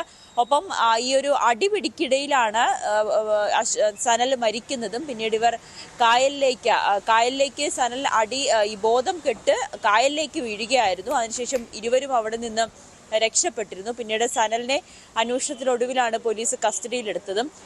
അവിടെ ഒരു ബഹളം കേൾക്കുന്നത് കണ്ട അയൽവാസികൾ ഉടനെ പോലീസിനെ വിവരം അറിയിച്ചു. പോലീസ് പരിശോധിച്ചപ്പോഴേക്കും സനല് മരിച്ച നിലയിലാണ് കണ്ടെത്തുകയും ചെയ്തിരിക്കുന്നത്. എന്തായാലും കൂടുതൽ വിവരങ്ങൾ നമുക്ക് വരും മണിക്കൂറിൽ അറിയാൻ സാധിക്കും. ടോം, വ്യക്തമാണ്. കൊച്ചിയിൽ നിന്ന് നവമി ദിനേശാണ് വിവരങ്ങൾ നൽകിയത്. കാസർഗോഡ് ഉപ്പളയിൽ സുരക്ഷാ ജീവനക്കാരനെ കുത്തിക്കൊലപ്പെടുത്തിയ കേസാണ് സ്പോട്ട് ലൈവിനെ പരിശോധിക്കുന്നത്. കേസിൽ പ്രതിക്കായി പോലീസ് അന്വേഷണം ഊർജിതമാക്കിയിട്ടുണ്ട്. പയ്യന്നൂർ സ്വദേശിയും സുരക്ഷാ ജീവനക്കാരനുമായ സുരേഷ് എന്നയാളാണ് കുത്തേറ്റ് മരിച്ചത്. ആംബുലൻസ് മോഷണമടക്കം നിരവധി കേസുകളിലെ പ്രതിയായ സവാദാണ് സുരേഷിനെ കുത്തിയതെന്നാണ് പോലീസ് നൽകുന്ന വിവരം. കൊല്ലപ്പെട്ട സുരേഷ് ഉപ്പളയിൽ നിർമ്മാണം നടക്കുന്ന ഫ്ളാറ്റിന്റെ കാവൽക്കാരനായി ജോലി ചെയ്തു വരികയായിരുന്നു. വിശദാംശങ്ങളുമായി KV ബൈജു ചേരുന്നുണ്ട് കാസർഗോഡ് നിന്ന്. ബൈജു, കാസർഗോഡ് ഒരു ചെറിയ ഇടവേളയ്ക്ക് ശേഷമാണ് ഈ രീതിയിലുള്ള അക്രമ സംഭവങ്ങൾ ഉണ്ടാകുന്നത്. ഈ സുരക്ഷാ ജീവനക്കാരനെ കുത്തിക്കൊലപ്പെടുത്തുന്ന സംഭവം, അത് എന്താണ് പ്രകോപന കാരണം?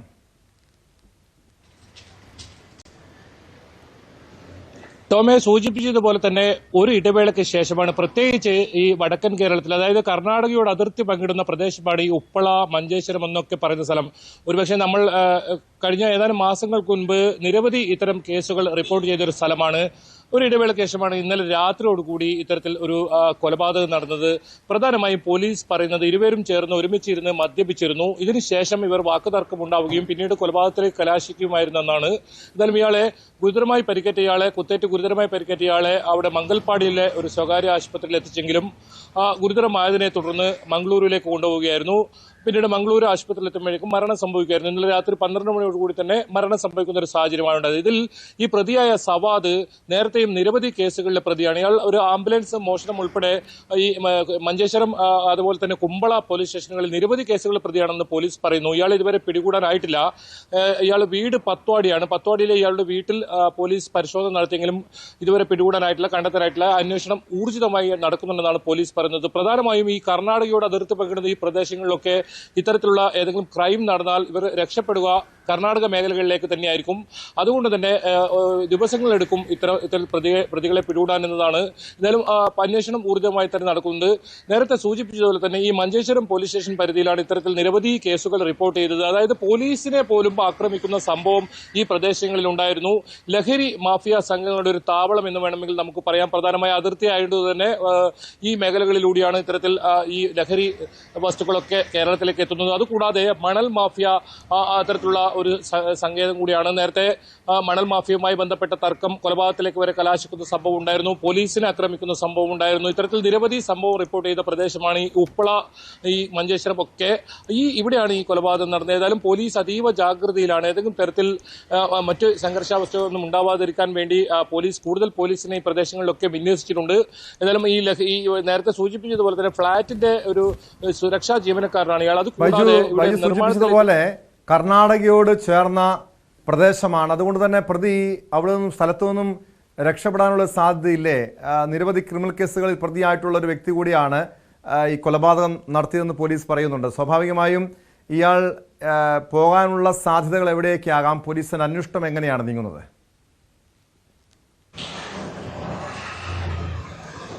ടോമെ, കർണാടകയിലേക്ക് ഇയാൾ കടന്നതായാണ് പോലീസിന് ലഭിക്കുന്ന വിവരം. എന്തായാലും ഇവരുടെ വീട്ടിലേക്കോ മറ്റോ ഫോണോ ടെലിഫോൺ കോളോ എന്തെങ്കിലും എത്തിയിട്ടുണ്ടോ എന്ന് അറിയാൻ വേണ്ടിയാണ് വീട്ടിൽ പരിശോധന നടത്തിയത്. വീട്ടിൽ ഇയാളുടെ ഭാര്യയും കുട്ടികളുമാണ് ഉണ്ടായിരുന്നത്. പക്ഷെ അവർക്ക് ഇയാൾ എവിടെ പോയതിനെ കുറിച്ച് വിവരമില്ല എന്നാണ് പോലീസ് പറയുന്നത്. അതുകൊണ്ട് തന്നെ അന്വേഷണം കർണാടകയിലേക്കും വ്യാപിപ്പിച്ചിട്ടുണ്ട്. കർണാടക, ഗോവ ഒക്കെ സംസ്ഥാനങ്ങളിലേക്കാണ് ഇത്തരത്തിൽ എന്തെങ്കിലും കൊലപാതകമോ മറ്റോ നടന്നു കഴിഞ്ഞാൽ പ്രതികൾ രക്ഷപ്പെടാറുള്ളത്. അവിടെ നിന്നാണ് പിടികൂടാറുള്ളതും. അതുകൊണ്ട് തന്നെ കർണാടകയിലേക്ക് അന്വേഷണം വ്യാപിപ്പിച്ചിട്ടുണ്ട്. പ്രത്യേക സംഘത്തെ രൂപീകരിച്ചാണ് അന്വേഷണം നടക്കുന്നത്. ഒരു ടീം കർണാടകത്തിലേക്ക് പുറപ്പെട്ടിട്ടുണ്ട്. എന്തായാലും ഉടനെ തന്നെ ഈ പ്രതിയെ പിടികൂടാനാകുമെന്നാണ് പോലീസ് പറയുന്നത്. ഇയാൾക്കെതിരെ ഞാൻ നേരത്തെ പറഞ്ഞതുപോലെ തന്നെ നിരവധി കേസുകൾ ഉണ്ട്. അത്തരത്തിൽ നേരത്തെയും പല കേസുകളിൽ ഉൾപ്പെട്ട ഇയാൾ കർണാടകയിലും മറ്റും കടന്നു കളയുന്ന പതിവാണ് ഉണ്ടായത്. അതുകൊണ്ട് തന്നെയാണ് കർണാടക കേന്ദ്രീകരിച്ചുള്ള അന്വേഷണത്തിൽ പോലീസ് ഇപ്പോൾ നേതൃത്വം നൽകുന്നത്. എന്തായാലും ഉടൻ പിടിയിലാകുമെന്ന് തന്നെയാണ് പറയുന്നത്. ഏതായാലും ഇന്നലെ രാത്രിയോട് കൂടിയാണ് ഈ സംഭവം നടന്നത്. അതിനുശേഷം ഈ കൊലപാതകം നടത്തിയതിനു ശേഷം ഇയാൾ രക്ഷപ്പെടുകയായിരുന്നു. കർണാടക ഭാഗത്തേക്ക് തന്നെ രക്ഷപ്പെട്ടു എന്നാണ് പോലീസ് പറയുന്നത്. അതുകൊണ്ടാണ് കർണാടക കേന്ദ്രീകരിച്ചുള്ള അന്വേഷണം പോലീസ് നടത്തുന്നത്. എന്തായാലും ഞാൻ നേരത്തെ സൂചിപ്പിച്ചതുപോലെ തന്നെ നിരവധി സംഭവങ്ങൾ ഈ ലഹരി മാഫിയ തർക്കവുമായി ബന്ധപ്പെട്ട് കൊലപാതകം, അതുപോലെ തന്നെ അക്രമം, പോലീസിന് നേരെയുള്ള അക്രമം, ഇതൊക്കെ ഈ ഭാഗങ്ങളിൽ പതിവായിരുന്നു. ഒരു ഇടവേളയ്ക്ക് ശേഷമാണ് വീണ്ടും ഉപ്പളയിൽ ഇത്തരത്തിൽ ഒരു സംഭവം നടക്കുന്നത്. ഏതായാലും അത് ഈ ഉപ്പള നിവാസികളെ നേരെ ഞെട്ടിച്ചിട്ടുണ്ട്. അത്തരത്തിലുള്ള ഒരു കൊലപാതകമായിരുന്നു. വയറിനാണ് ഇയാൾക്ക് കുത്തേറ്റത്. ഇരുവരും ഒരുമിച്ചിരുന്ന് മദ്യപിക്കുന്നതിനിടയിൽ ഉണ്ടായ വാക്കുതർക്കം, അതിനെ തുടർന്നുണ്ടായ വാക്കുതർക്കത്തെ തുടർന്നുണ്ടായ ഒരു ഏറ്റുമുട്ടൽ. അതിനുശേഷം ഇയാളെ കത്തിയെടുത്ത് വയറ്റിൽ കുത്തുകയായിരുന്നു. ആഴത്തിലുള്ള മുറിവ്, വയറിലേറ്റ ആഴത്തിലുള്ള മുറിവാണ് മരണകാരണമെന്നാണ് പോലീസ് പറയുന്നത്. എന്തായാലും മൃതദേഹം ഇപ്പോഴും മംഗളൂരുവിൽ തന്നെയുണ്ട്. മംഗളൂരിലെ പോസ്റ്റ്മോർട്ടം നടപടികൾ പൂർത്തിയായിട്ടില്ല. അതിനുശേഷം നാട്ടിലേക്ക് കൊണ്ടുവരുമെന്നാണ് പോലീസ് അറിയിക്കുന്നത്. ടോം. വ്യക്തമാണ്. കാസർഗോഡ് നിന്ന് KV ബൈജു ആണ് വിവരങ്ങൾ നൽകിയത്. കൊച്ചിയിൽ കയർ ബോർഡ് ഓഫീസിൽ തൊഴിൽ പീഡന പരാതി ഉന്നയിച്ച ജോളി മധു മരിച്ച സംഭവമാണ് സ്പോട്ട് ലൈവിനെ പരിശോധിക്കുന്നത്. മരണത്തിന് മുൻപ് ജോളി മധു സംസാരിച്ചു എന്ന് പറയുന്ന ജോളി മധുവിൻ്റെ ശബ്ദ സന്ദേശം പുറത്തു വന്നിട്ടുണ്ട്. മേലുദ്യോഗസ്ഥരുടെ മാനസിക പീഡനത്തെക്കുറിച്ച് പറയുന്നതാണ് സന്ദേശം. മേലുദ്യോഗസ്ഥരുടെ പേരും പരാമർശിച്ചിട്ടുണ്ട്. അഴിമതിയുടെ ആനുകൂല്യം തനിക്ക് വേണ്ടെന്ന് ജോളി പറയുന്നു. പിന്നെ ഇപ്പോഴത്തെ അവസ്ഥയിൽ ഞങ്ങൾക്ക് ചെയർമാൻ ഇല്ല. അതാണ് ഏറ്റവും വലിയ ദുരവസ്ഥ ഞങ്ങളുടേത്. ഇപ്പോൾ ഉണ്ടായിരുന്നത് ഒരു കുപ്പുരാമു എന്ന് പറയുന്ന ഒരു തമിഴനായിരുന്നു. അയാളുടെ ടെന്യൂർ കഴിഞ്ഞു, ജൂലൈയിൽ പോയി. അപ്പം അതുവരെ എനിക്കൊരു ഇഷ്യൂ ഉണ്ടായില്ല. അയാൾ അങ്ങോട്ട് പോയി കഴിഞ്ഞപ്പം ഈ കള്ളനായ ശുക്ലയ്ക്ക് സെക്രട്ടറിയുടെ ചാർജും കിട്ടി. അവിടെ മിനിസ്ട്രിയിലുള്ള ഒരു വിപുൽ ഗോയൽ എന്ന് പറഞ്ഞ ആൾക്ക് ചെയർമാൻ്റെ ചാർജും കൊടുത്തു. അപ്പം ഈ ശുക്ല കാശ് കൊടുത്ത് വിപുൽ ഗോയലിനെ അയാളുടെ പോക്കറ്റിലാക്കി വെച്ചിരിക്കുക. ഇയാൾ എന്തെഴുതുന്നോ അതുടനെ വിപുൽ ഗോയൽ സൈൻ ചെയ്ത് ഇങ്ങോട്ട് തരും. അപ്പം ശുക്ലയാണ് ഇപ്പം ഈ കാര്യങ്ങളെല്ലാം തീരുമാനിക്കുന്നത്. ശുക്ലയ്ക്കാണ് എന്നോട് ദേഷ്യവും. അയാൾ കക്കാനായിട്ട് ഒത്തിരി ഫയലുകളിൽ എഴുതിയതെല്ലാം ഞാൻ ഉടക്കി. അതിൻ്റെ റിവഞ്ചാണ് ഈ തീർക്കുന്നത് മുഴുവനും. അപ്പം അതുകൊണ്ട് തന്നെ ഇവരോടൊന്നും റിക്വസ്റ്റ് ചെയ്യാനും കാല് പിടിക്കാനും പോകാൻ ഞാനൊട്ട് തയ്യാറുമില്ല. വേറെ എന്താണെന്ന് വെച്ചാൽ ദൈവം ഒരു വഴി കണ്ടുപിടിക്കട്ടെ. ഞാൻ ആരെയും പറ്റിക്കാനും കൈക്കൂലി കൊടുക്കാനും ഒന്നും ചെയ്തിട്ടുമില്ല, വാങ്ങിച്ചിട്ടുമില്ല. പിന്നെ ഞാനെന്തിനാ ഇവരെയൊക്കെ തൊഴാൻ നിൽക്കുന്നത്? ജോളിയെ ട്രാൻസ്ഫർ ചെയ്തത് ചട്ടവിരുദ്ധമാണെന്ന് വ്യക്തമാവുകയാണ്. രോഗാവസ്ഥയിലുള്ളവർക്ക് സ്ഥലം മാറ്റം പാടില്ലെന്ന് കയർ ബോർഡിന്റെ ബൈലോയിൽ ഉണ്ടെന്നിരിക്കെയാണ് ജോളിയെ സ്ഥലം മാറ്റിയതെന്ന് കയർ ബോർഡ് മുൻ ഉദ്യോഗസ്ഥൻ വ്യക്തമാക്കി. 31-ാം തീയതി ഉച്ചയ്ക്കാണ് ജോളിയെ ഹോസ്പിറ്റലിൽ അഡ്മിറ്റ് ചെയ്തതെന്ന് ഞാൻ മനസ്സിലാക്കി. അന്ന് രാത്രിയാണ് ഇത് അഡ്മിറ്റ് ചെയ്തത്. അവർക്ക് ബുദ്ധിമുട്ടാകും, പ്രശ്നമാകുമെന്ന് തോന്നിയതുകൊണ്ട് മാത്രമാണ് അവർ ഈ പറഞ്ഞ ഫയലുകളെല്ലാം പുട്ടപ്പ് ചെയ്യുകയും രാത്രി ശമ്പളം കൊടുക്കാൻ ഓർഡർ ഇടുകയും പിറ്റേ ദിവസം ശമ്പളം കൊടുക്കുകയും ട്രാൻസ്ഫർ ക്യാൻസൽ ചെയ്യുകയും ലീവ് റെഗുലറൈസ് ചെയ്യുകയും എല്ലാം ചെയ്തത്. ഇനിയെങ്കിലും ഫ്യൂച്ചറിൽ കയറുമ്പോൾ ഒരു എംപ്ലോയിക്കും ഇങ്ങനെ വരരുതെന്നുള്ളതാണ് ജോളിയുടെ മെസ്സേജ്. ഇതിൽ നിന്നും നമ്മൾ മനസ്സിലാക്കേണ്ടതാണ്. ആശുപത്രിയിൽ പ്രവേശിപ്പിക്കും മുൻപ് എഴുതിയ കത്തും പുറത്തു വന്നിട്ടുണ്ട്. തൊഴിലിടത്തിൽ മാനസിക പീഡനം നേരിടേണ്ടി വന്നു. സ്ത്രീകൾക്ക് നേരെയുള്ള ഉപദ്രവം കൂടിയതാണെന്നും ജോളിയുടെ കത്തിൽ പറയുന്നു. പേടിയാണെന്നും ചെയർമാനോട് സംസാരിക്കാൻ ധൈര്യമില്ലെന്നും കത്തിൽ വ്യക്തമാക്കുന്നുണ്ട്. ഈ കത്ത് എഴുതിക്കൊണ്ടിരിക്കുമ്പോഴാണ് തലച്ചോറിലെ രക്തസ്രാവത്തെ തുടർന്ന് ജോളി ബോധരഹിതയായത്. വിശദാംശങ്ങളുമായി ഡാനി ഇപ്പോൾ ചേരുന്നുണ്ട് കൊച്ചിയിൽ നിന്ന്. ഡാനി, കഴിഞ്ഞ ദിവസം ഏറെ വേദനിപ്പിച്ച ഒരു വാർത്തയാണ്. കാരണം ഈ തൊഴിലിടത്ത് പല രീതിയിലുള്ള തൊഴിൽ ചൂഷണങ്ങൾ ഉണ്ടാകുന്നുണ്ട്. മേലുദ്യോഗസ്ഥരുടെ തൊഴിൽ ചൂഷണവും പീഡനവും ഒക്കെ പലപ്പോഴും റിപ്പോർട്ട് ചെയ്യാറുള്ളതാണ്. പക്ഷേ ഒരു അഴിമതിക്കെതിരെ ശബ്ദിച്ചതിൻ്റെ പേരിൽ വേട്ടയാടപ്പെട്ട, സ്ഥലം മാറ്റപ്പെട്ട ജോളി ഒടുവിൽ മരണത്തിന് കീഴടങ്ങുന്നു. പിന്നീട് ഇതുമായി ബന്ധപ്പെട്ട ഈ കയർ ബോർഡ് ഉദ്യോഗസ്ഥരടക്കം പ്രതിക്കൂട്ടിൽ നിർത്തുന്ന രീതിയിൽ ശബ്ദ സന്ദേശവും കത്തുമൊക്കെ പുറത്തു വരുന്നുണ്ടല്ലോ. ഈ ജോളിയുടെ മരണത്തിൽ ഏതെങ്കിലും രീതിയിലുള്ള നടപടി കയർ ബോർഡോ അല്ലെങ്കിൽ പോലീസോ ഈ വിഷയത്തിൽ സ്വീകരിച്ചിട്ടുണ്ടോ?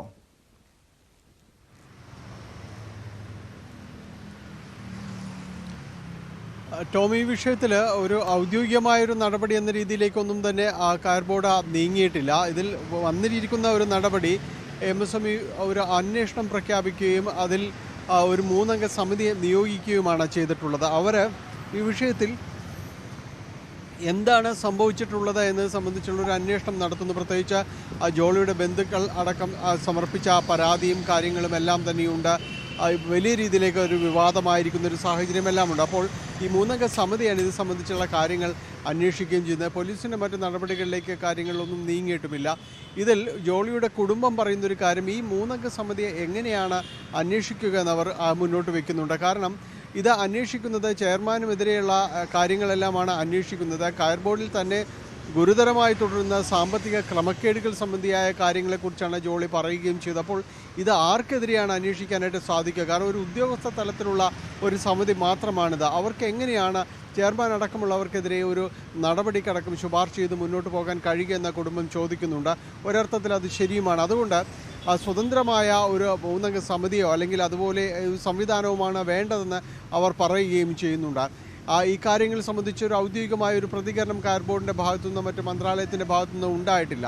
ഇവിടെ നടക്കുന്ന അഴിമതി സംബന്ധിച്ച് വളരെ വ്യക്തമായിട്ട് തന്നെയാണ് പരാതി ജോളി ഉന്നയിക്കുകയും ചെയ്തത്. പക്ഷേ ഈ പരാതി ഉന്നയിച്ചവർക്കെല്ലാം തന്നെ ഇതേപോലുള്ള അവസ്ഥകളാണ് വന്നിട്ടുള്ളത്. നമ്മളോട് ഇന്ന് സംസാരിച്ചത്, ഇന്ന് അവിടെ ഒരു ജീവനക്കാരൻ്റെ മകൻ സംസാരിക്കുകയുണ്ടായിരുന്നു. അദ്ദേഹത്തിൻ്റെ പിതാവിനും സമാനമായ രീതിയിലുള്ള അനുഭവമാണ് ഉണ്ടായത്. പക്ഷാഘാതമടക്കം ഉണ്ടായിട്ടുണ്ട്. ഇദ്ദേഹത്തിനും മെഡിക്കൽ സർട്ടിഫിക്കറ്റ് നമ്മുടെ സംസ്ഥാനത്തെ മെഡിക്കൽ കോളേജുകളുടെ ഔദ്യോഗികമായ രേഖകൾ ഹാജരാക്കിയിട്ട് പോലും അദ്ദേഹത്തെയും ട്രാൻസ്ഫർ ചെയ്യുകയായിരുന്നു.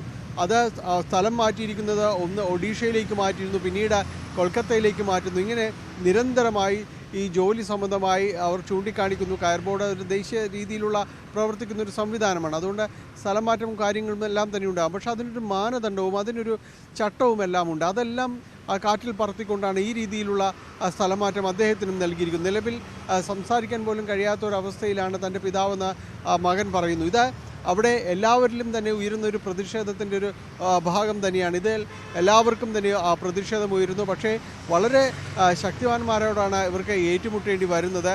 അനുഭവങ്ങൾ ഈ രീതിയിലേക്ക് ആയിപ്പോവുകയും ചെയ്യുന്നു. അങ്ങനെ ഒരു വലിയ പ്രതിഷേധത്തിൻ്റെ സാഹചര്യം കയർ ബോർഡിൽ നിലനിൽക്കുന്നുണ്ട്. ഇന്ന് വിവിധ സംഘടനകളുടെ നേതൃത്വത്തിൽ അവിടേക്ക് മാർച്ചടക്കം നടത്തുകയുണ്ടായി. പക്ഷേ അതുകൊണ്ട് മാത്രമാകുന്നില്ല, ഇതിനകത്ത് കൃത്യമായ രീതിയിലുള്ള നടപടികൾ ഉണ്ടാകേണ്ടതുണ്ട്. അതിന് കേന്ദ്ര സർക്കാരും അതുമായി ബന്ധപ്പെട്ടവരും തന്നെയാണ് ഇതിൽ കൃത്യമായ ഇടപെടലുകൾ ഉണ്ടാകേണ്ടത്.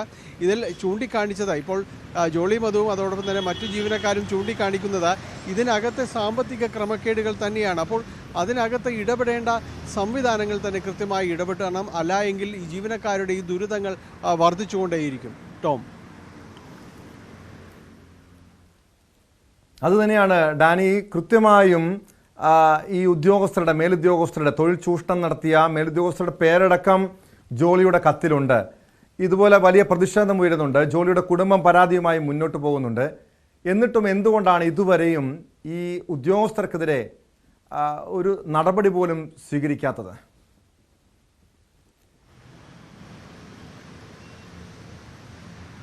ടോം, ഇക്കാര്യത്തിൽ അവർ പ്രഖ്യാപിച്ചിരിക്കുന്നത് ഒരു അന്വേഷണമാണ്, 3 അംഗ സമിതിയുടെ ഒരു അന്വേഷണമാണ്. അത് പേരിന് നടക്കുന്നു എന്നാണ് ജീവനക്കാരടക്കം പറയുന്നത്. അതൊരു ഏതെങ്കിലും രീതിയിൽ അത് ഫലപ്രാപ്തിയിലെത്തുമെന്നോ അല്ലെങ്കിൽ ജീവനക്കാർ ഉന്നയിക്കുന്ന ആവശ്യങ്ങൾക്ക് ഒരു നടപടിയിലേക്ക് നീങ്ങുന്ന രീതിയിലേക്ക് അതിൻ്റെ പ്രവർത്തനം മാറുമെന്നോ ആർക്കും തന്നെയും പ്രതീക്ഷയില്ല.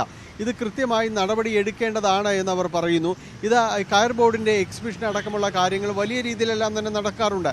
അപ്പോൾ അതുമായി ബന്ധപ്പെട്ട് വരുന്ന ഈ ചെലവുകളിലാണ് ഈ രീതിയിലുള്ള ഒരു കണക്കുകളുടെ പെരുക്കമുണ്ടാവുന്നതെന്നാണ് ജീവനക്കാർ പറയുന്നത്. ഇതൊന്നും നോക്കാനുള്ള ഒരു ശരിയായ സംവിധാനമോ കാര്യങ്ങളോ ഒന്നും തന്നെ ഇവിടെ ഇല്ല എന്നാണ് ജീവനക്കാരുടെ ആരോപണം. അങ്ങനെയെങ്കിൽ ഇവരെ ഈ ഉത്തരവാദിത്തപ്പെട്ടവരെ ഈ കയറൂരി വിടുന്ന ബോർഡിൻ്റെ സമീപനം അത് ആരുടെ ഒത്താശയോടുകൂടിയാണെന്ന് അവർ ചോദിക്കുന്നു. ഇത് ചെയർമാനിൽ മാത്രം ഒതുങ്ങുന്നു അതോ അദ്ദേഹത്തിനൊപ്പം നിൽക്കുന്നവരിൽ മാത്രം ഒതുങ്ങുന്നു എന്ന ചോദ്യങ്ങളെല്ലാം എല്ലാ ഭാഗത്തു നിന്ന് തന്നെ ഉയരുന്നുണ്ട്. കൃത്യമായി നടപടി എടുക്കേണ്ടത് ഇതിൽ കേന്ദ്ര സർക്കാർ അടക്കം ഇടപെട്ടുകൊണ്ടാണ് ഇതിൽ നടപടി എടുക്കേണ്ടത്. അതിൽ ഇപ്പോൾ സമർപ്പിച്ചിരിക്കുന്ന പരാതിയിൽ സംസ്ഥാന പോലീസിനടക്കം ഇതൊരു നടപടിയിലേക്ക് നീങ്ങാം. കാരണം കുടുംബം ഔദ്യോഗികമായി ഇത് സംബന്ധിച്ചുള്ള പരാതി നൽകേണ്ടതുണ്ട് പോലീസിലടക്കം. കാരണം നിലവിൽ അവർ പരാതി സമർപ്പിച്ചിട്ടുണ്ട്, നടപടിയിലേക്ക് നീങ്ങേണ്ടതുണ്ട്. അവരുടെ ഈ കുടുംബം പറയുന്നത് പോലെ തന്നെ ജോലി സ്ഥലത്തെ തൊഴിൽ പീഡനമാണ്. ഇക്കാര്യങ്ങളിൽ സംസ്ഥാന സർക്കാരിനടക്കം കൃത്യമായി നിലപാടെടുക്കാം, നടപടിയെടുക്കാം, അതിൻ്റെ അന്വേഷണവുമായിട്ട് മുന്നോട്ട് പോകാം. ഒരുപക്ഷെ വരും ദിവസങ്ങളിൽ അത്തരം കാര്യങ്ങളിലേക്ക് നീങ്ങുമെന്നാണ് നമ്മൾ മനസ്സിലാക്കുന്നത്. കയർ ബോർഡിൻ്റെ ഒരു ഒഴുക്കൻ മട്ടിലുള്ള വിശദീകരണമോ കാര്യങ്ങളോ ഒന്നും തന്നെ എവിടെയും എത്തുന്നില്ല. കാരണം ആ ഒരു മറുപടിക്കെതിരെ തന്നെ അന്ന് തന്നെ കുടുംബം രംഗത്ത് വന്നിരുന്നു. അവർ കൃത്യമായി അവരനുഭവിച്ചിരുന്ന മാനസിക സംഘർഷങ്ങൾ എത്രമാത്രം വലുതാണെന്ന് വ്യക്തമാക്കുന്ന ശബ്ദ സന്ദേശങ്ങൾ അതോടൊപ്പം തന്നെയാണ് ജോളി മധുവിൻ്റെ കൈപ്പടയിലുള്ള കത്ത് പുറത്തു വരുന്നത്. ആ കത്ത് മുഴുവനാക്കാൻ അവർക്ക് സാധിച്ചില്ല. അതിനു മുൻപ് അവർക്ക് മസ്തിഷ്ക രക്തസ്രാവം ഉണ്ടാകുകയും നിലത്ത് വീഴുകയും എല്ലാം തന്നെ ചെയ്തു എന്നാണ് കുടുംബാംഗങ്ങൾ പറയുന്നത്. പിന്നീട് ആ ഒരു വൈഷമ്യത്തെ അവർക്ക് അതിജീവിക്കാനും കഴിഞ്ഞുമില്ല, ദൗർഭാഗ്യകരമായി. അതുകൊണ്ട് ഈ കാര്യങ്ങളിലെല്ലാം കൃത്യമായ നടപടികളിലേക്ക് നീങ്ങണമെന്ന് ആവശ്യപ്പെടുന്നു. നമുക്കറിയാം സെബാസ്റ്റ്യന്റെ മരണമടക്കമുള്ള കാര്യങ്ങൾ നമ്മുടെ ശക്തമായ നടപടിയാണ് ഈ കുറ്റക്കാരായിട്ടുള്ള ആരോപണ വിധേയരായിട്ടുള്ള ഉദ്യോഗസ്ഥർക്കെതിരെ സ്വീകരിക്കേണ്ടത്. കയർ ബോർഡ് ഇനിയും ഇവർക്കെതിരെ നടപടി സ്വീകരിക്കാൻ വൈകരുത്. കാരണം വലിയ രീതിയിലുള്ള പ്രതിഷേധം ഉയരുന്നുമുണ്ട്. പത്തനംതിട്ട റാന്നി റീന കൊലക്കേസിൽ പ്രതി കുറ്റക്കാരനെന്ന് കോടതി. പത്തനംതിട്ട അഡീഷണൽ ജില്ലാ സെഷൻസ് കോടതിയുടെയാണ് വിധി. കൊല്ലപ്പെട്ട റീനയുടെ ഭർത്താവ് മനോജിനെയാണ് കുറ്റക്കാരനെന്ന് കണ്ടെത്തിയത്. മക്കളുടെ മുന്നിലിട്ടാണ് അമ്മയെ ക്രൂരമായി കൊലപ്പെടുത്തിയത്. വിശദാംശങ്ങളുമായി ശശിനാരായണൻ ചേരുന്നുണ്ട് പത്തനംതിട്ടയിൽ നിന്ന്. ശശിനാരായണൻ, ഏറെ ദാരുണമായിട്ടുള്ളൊരു സംഭവമായിരുന്നു 10 വർഷം മുൻപ് നടന്ന റീന കൊലക്കേസ്. 10 വർഷത്തിന് ശേഷമാണ്, അത് 2014 നടന്ന കേസിൽ 10 വർഷത്തിന് ശേഷമാണ് കേസിൽ വിധി വരുന്നത്. ശിക്ഷ എന്ന് വിധിക്കും? ടോമ 2014 ഡിസംബർ 28 റാന്നി പൂഴിക്കുന്നത്ത് റീനയെ ഭർത്താവ് മനോജ് തലക്കടിച്ച് കൊലപ്പെടുന്നത്. എന്തായാലും സംശയ രോഗമാണ് മനോജിനുണ്ടായിരുന്നത്. ഭാര്യയെയും പരപുരുഷമായിട്ടുള്ള ബന്ധം ആരോപിച്ചാണ് ഇത്തരത്തിൽ ഒരു കൊലപാതകം നടത്തിയത്. അതും മക്കളുടെ മുന്നിൽ വെച്ച് 2 10ഉം 11ഉം വയസ്സുള്ള മക്കളുടെ മുന്നിൽ വെച്ചാണ് കൊലപാതകം നടത്തിയത്. റീനയുടെ മാതാവും ആ സ്ഥലത്തുണ്ടായിരുന്നു. പലപ്പോഴും ഇത്തരത്തിൽ സംശയം പറഞ്ഞ് മദ്യപിച്ചെത്തിയതിനു ശേഷം റീനയെ പല പ്രാവശ്യവും ക്രൂരമായി മർദ്ദിക്കുന്ന സ്വഭാവക്കാരനാണ് മനോജ്. അത്തരത്തിലാണ് 2014 ഡിസംബർ 28 രാത്രിയും ഇത്തരത്തിലൊരു വഴക്കുണ്ടാവുകയും മർദ്ദനം ഉണ്ടാവുകയും ചെയ്തു. ഇഷ്ടിക വെച്ച് തലക്കടിക്കുകയും ഒപ്പം ജാക്കി ലിവർ കൊണ്ട് അടിച്ചുമാണ് ഈ കൊലപ്പെടുത്തിയത്. അവിടെ നിന്നും ആശുപത്രിയിൽ കൊണ്ടുവന്ന വഴിക്കാണ് ഓട്ടോറിക്ഷ വെച്ചും ഈ മനോജ് ക്രൂരമായി റീനയെ മർദ്ദിച്ചു. അത്തരത്തിലൊരു മർദ്ദനത്തിന്റെ ഫലമായിട്ടാണ് ഈ റീന മരണമടയുന്നത്. ആ ഒരു കേസാണ് ഇന്ന് കോടതിയിൽ പത്തനംതിട്ട അഡീഷണൽ ജില്ലാ സെഷൻ കോടതിയാണ് ഈ കേസുമായി ബന്ധപ്പെട്ടുള്ള വിധിയാണെന്ന് പറഞ്ഞത്, ശിക്ഷയാണ് വിധിച്ചത്. എന്തായാലും കോടതി മനോജ് കുറ്റക്കാരനാണെന്ന് കണ്ടെത്തിയിട്ടുണ്ട്. കൊലപാതകം, തടഞ്ഞുവെക്കൽ തുടങ്ങിയ കുറ്റങ്ങൾ കോടതി ചുമത്തിയിട്ടുണ്ട്. നാളെയാണ് ഇത് സംബന്ധിച്ചുള്ള ശിക്ഷ വിധിക്കുക. എന്തായാലും ക്രൂരമായ ഒരു കൊലപാതകത്തിന്റെ ശിക്ഷ 11 വർഷത്തിന് ശേഷമാണ് കോടതി കുറ്റക്കാരനെന്ന് കോടതി ഇത് കണ്ടെത്തുന്നത്. നാളെയായിരിക്കും ഇതുമായി ബന്ധപ്പെട്ടുള്ള ശിക്ഷ വിധിക്കുക. വ്യക്തമാണ്. നാളെയാണ് പത്തനംതിട്ട റീന കൊലക്കേസിൽ പ്രതിക്കുള്ള ശിക്ഷ വിധിക്കുക. തിരുവനന്തപുരം മംഗലപുരത്ത് 10ാം ക്ലാസ്സുകാരനെ തട്ടിക്കൊണ്ടുപോയ കേസിലേക്കാണ് സ്പോട്ട് ലൈവിന് പോകുന്നത്. സംഭവത്തിൽ 4 പ്രതികളെ പോലീസ് അറസ്റ്റ് ചെയ്തു. ആറ്റിങ്ങൽ കുടവൂർ സ്വദേശികളായ അശ്വിൻ ദേവ്, അഭിറാം, ശ്രീജിത്ത്, അഭിരാജ് എന്നിവരാണ് അറസ്റ്റിലായത്. 10ാം ക്ലാസ്സുകാരനെ തട്ടിക്കൊണ്ടുപോയത് പ്രതികളിൽ ഒരാളായ ശ്രീജിത്തിന്റെ പെൺസുഹൃത്തുമായുള്ള അടുപ്പത്തെ തുടർന്നെന്നാണ് പോലീസ് പറയുന്നത്. അരുൺമോഹൻ ചേരുന്നുണ്ട് വിവരങ്ങളുമായി. അരുൺമോഹൻ, കഴിഞ്ഞ ദിവസം രാത്രിയിൽ ഈ 10ാം ക്ലാസ്സുകാരനായ വിദ്യാർത്ഥിയെ 4 അംഗ സംഘം തട്ടിക്കൊണ്ടുപോകുന്നു. പിന്നീട് പോലീസ് ഈ വിദ്യാർത്ഥിയെ മോചിപ്പിക്കാൻ പോലീസിന് കഴിഞ്ഞു. എന്താണ് ഇതിൻ്റെ യഥാർത്ഥ കാരണം? തട്ടിക്കൊണ്ടുപോകാനുള്ള കാരണം എന്താണ്? ഇന്നലെ രാത്രി 7 മണിയോടുകൂടിയായിരുന്നു 10ാം ക്ലാസ്സുകാരനായ മംഗലപുരം സ്വദേശിയായ ആഷിഖിനെ കാണാനില്ല എന്നും ഒരു സംഘം തട്ടിക്കൊണ്ടുപോയി എന്ന് പറഞ്ഞ് കുടുംബം പോലീസിൽ സമീപിക്കുന്നത്. തുടർന്ന് പോലീസും ഒപ്പം വാഹനം ആറ്റിങ്ങൽ ഭാഗത്തേക്കാണ് പോയതെന്ന് മനസ്സിലാക്കുന്നു. തുടർന്ന് ആറ്റിങ്ങൽ പോലീസ് ഉൾപ്പെടെ എല്ലാവരും സംയുക്തമായി നടത്തിയ ഒരു തിരച്ചിലിനൊടുവിലായിരുന്നു ഈ പറയുന്ന ആഷിഖിനെ ആളൊഴിഞ്ഞ ഒരു പുരയിടത്തിൽ നിന്ന് കണ്ടെത്തുന്നത്. സംഭവ സ്ഥലത്ത് നിന്ന് ഇതിലെ പ്രതികളെന്ന് പറയുന്ന അശ്വിൻ ദേവ്, അഭിരാം, ശ്രീജിത്ത്, അഭിരാജ് എന്ന 4 പേരെ പോലീസ് കസ്റ്റഡിയിലെടുക്കുകയും ചെയ്തിരുന്നു. ഒപ്പം ഇവർ സഞ്ചരിച്ചിരുന്ന വാഹനവും ഇപ്പോൾ പോലീസ് കസ്റ്റഡിയിലാണ്. നമുക്ക് മനസ്സിലാക്കാൻ കഴിയുന്നത് ഇവരിലൊരു ആളുടെ പെൺസുഹൃത്തുമായി ഈ യുവാവിന് ഈ 10ാം ക്ലാസ്സുകാരനുണ്ടായ ബന്ധമാണ്, അല്ലെങ്കിൽ അവർ തമ്മിലുള്ള ഒരു ബന്ധമാണ് ഇവരെ ചൊടിപ്പിച്ചതും ഇതേ ചൊല്ലിയുള്ള തർക്കവും അടിപിടിയിലും ഒക്കെ കലാശിച്ചതും ഈ തട്ടിക്കൊണ്ടുപോയൊക്കെ ഉണ്ടായതെന്നാണ് നമുക്ക് മനസ്സിലാക്കാൻ കഴിയുന്നത്. അതേസമയം കഴിഞ്ഞ 11ാം തീയതിയും ഇത്തരത്തിലൊരു സംഭവം അരങ്ങേറിയതായി നമുക്ക് മനസ്സിലാക്കുന്നു. കഴിഞ്ഞ 11ാം തീയതി ശനിയാഴ്ച ഈ പറയുന്ന ആഷിഖിനെ 2 അംഗ സംഘം തട്ടിക്കൊണ്ടുപോയി മർദ്ദിച്ചിരുന്നു. അന്നും കുടുംബം പോലീസിനെ സമീപിച്ചെങ്കിലും പോലീസ് കാര്യമായി എടുത്തിരുന്നില്ല. കാരണം നമുക്ക് മനസ്സിലാക്കാൻ കഴിഞ്ഞ അടിസ്ഥാനത്തിൽ ഈ കുട്ടിയുടെ മാതാപിതാക്കൾ ഇവിടെ ഇല്ല. അതാണ് വീണ്ടും ഈ വിഷയത്തില് ഈ പോലീസിന്റെ ഭാഗത്ത് യാതൊരു ഇടപെടലും ഉണ്ടാകാത്തതുകൊണ്ടാണ് 10ാം ക്ലാസ്സുകാരനെ വീണ്ടും തട്ടിക്കൊണ്ടുപോകുന്ന ഒരു സാഹചര്യം ഉണ്ടായത്. ഈ 4 അംഗ സംഘത്തിൽപ്പെട്ടവർ തന്നെയാണോ അന്നും ഈ വിദ്യാർത്ഥിയെ തട്ടിക്കൊണ്ടുപോയത്? അതിന്റെ കാരണവും ഈ പെൺസുഹൃത്തുമായിട്ടുള്ള അടുപ്പം തന്നെയായിരുന്നു. നമുക്ക് അങ്ങനെ തന്നെയാണ് പോലീസിന്റെ ഭാഗത്ത് നിന്ന് മനസ്സിലാക്കാൻ കഴിയുന്നത്. പക്ഷേ ഒരു ഔദ്യോഗികമായ ഒരു സ്ഥിരീകരണം നമുക്ക് അതിന്റെ ഭാഗത്ത് വരണം. പോലീസ് പറയുന്നത് ആ വിവരങ്ങൾ ഉൾപ്പെടെ ചോദ്യം ചെയ്തു വരുന്നു എന്നുള്ളതാണ്. പക്ഷെ എന്തായാലും ഈ പോയവർ പോലീസിനോടും നിയമ സംവിധാനത്തോടും ഒക്കെ വെല്ലുവിളിച്ചുകൊണ്ടുള്ള തരത്തിലുള്ള ഒരു യാത്ര തന്നെയായിരുന്നു തുടർന്നെന്ന് മനസ്സിലാക്കി. കാരണം ഇന്നലെ ഇവരെ പിന്തുടരുന്ന സമയത്ത് ഫോണിൽ ഇവരെ ബന്ധപ്പെടാൻ ശ്രമിച്ചിരുന്നുവെങ്കിലും ഈ പറയുന്ന സംഘത്തിൽ ഒരാൾ, അതായത് ഈ പറയുന്ന സംഘത്തിൽ ഒരാൾ പോലീസിനോട് വളരെ മോശമായ രീതിയിൽ അസഭ്യം പറഞ്ഞുകൊണ്ട് വെല്ലുവിളിച്ചുകൊണ്ട് മുന്നോട്ട് പോകുന്ന ഒരു തരത്തിലേക്ക് പോവുകയായിരുന്നു എന്നൊക്കെയാണ് പോലീസിന്റെ ഭാഗത്ത് നമുക്ക് മനസ്സിലാക്കാൻ കഴിയുന്നത്. കാരണം അവർ ഈ പറയുന്ന എന്തും ഞങ്ങൾ കൊണ്ട് ചെയ്യാൻ കഴിയും എന്നുള്ളൊരു തരത്തിലായിരുന്നു അവർ പോകുന്നത്. പക്ഷേ പോലീസ് സംയോജിതമായി ഇടപെട്ട് പോലീസിന്റെ നയപരമായ ഇടപെടലിന്റെ ഭാഗമായി എന്തായാലും മണിക്കൂറുകൾക്കകം ഈ യുവാവിനെ തിരിച്ചു കിട്ടി എന്നുള്ളതാണ്. പക്ഷെ ആ മർദ്ദനത്തിന് ഇരയായിരുന്നു, ചികിത്സയ്ക്ക് വിധേയനാക്കിയിട്ടുണ്ട് ആശാന്. ഈ പറയുന്ന ആഷിഖിനെ വിധേയനാക്കിയിട്ടുണ്ട് എന്നാണ് നമുക്ക് അറിയാൻ കഴിയുന്നത്. എന്തായാലും വരും മണിക്കൂറിനുള്ളിൽ പോലീസ് ഇതിനൊരു വ്യക്തമായ ഒരു വിവരം നമുക്ക് നൽകും. എന്തായാലും 4 പേർ ഇപ്പോൾ മംഗലപുരം പോലീസിന്റെ കസ്റ്റഡിയിലാണ്.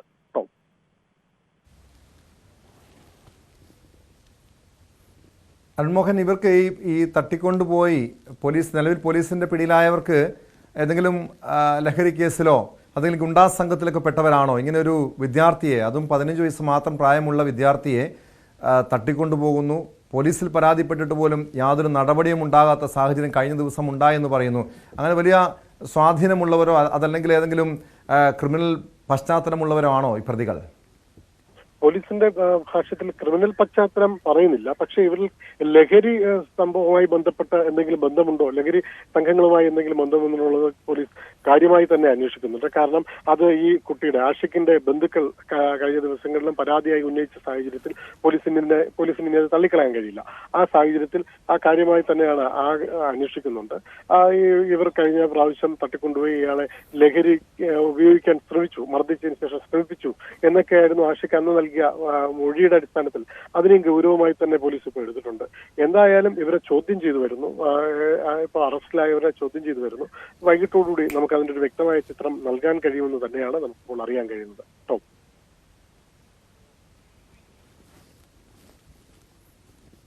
വ്യക്തമാണ്. അരുൺമോഹനാണ് വിവരങ്ങൾ നൽകിയത്. തിരുവനന്തപുരം മംഗലപുരത്ത് 10ാം ക്ലാസ്സുകാരനെ കഴിഞ്ഞ രാത്രിയിലാണ് തട്ടിക്കൊണ്ടുപോയത്. കേസിൽ 4 പ്രതികളെ പോലീസ് അറസ്റ്റ് ചെയ്തിരിക്കുന്നു. സ്പോട്ട് ലൈവ് പൂർണ്ണമാകുന്നു. നമസ്കാരം.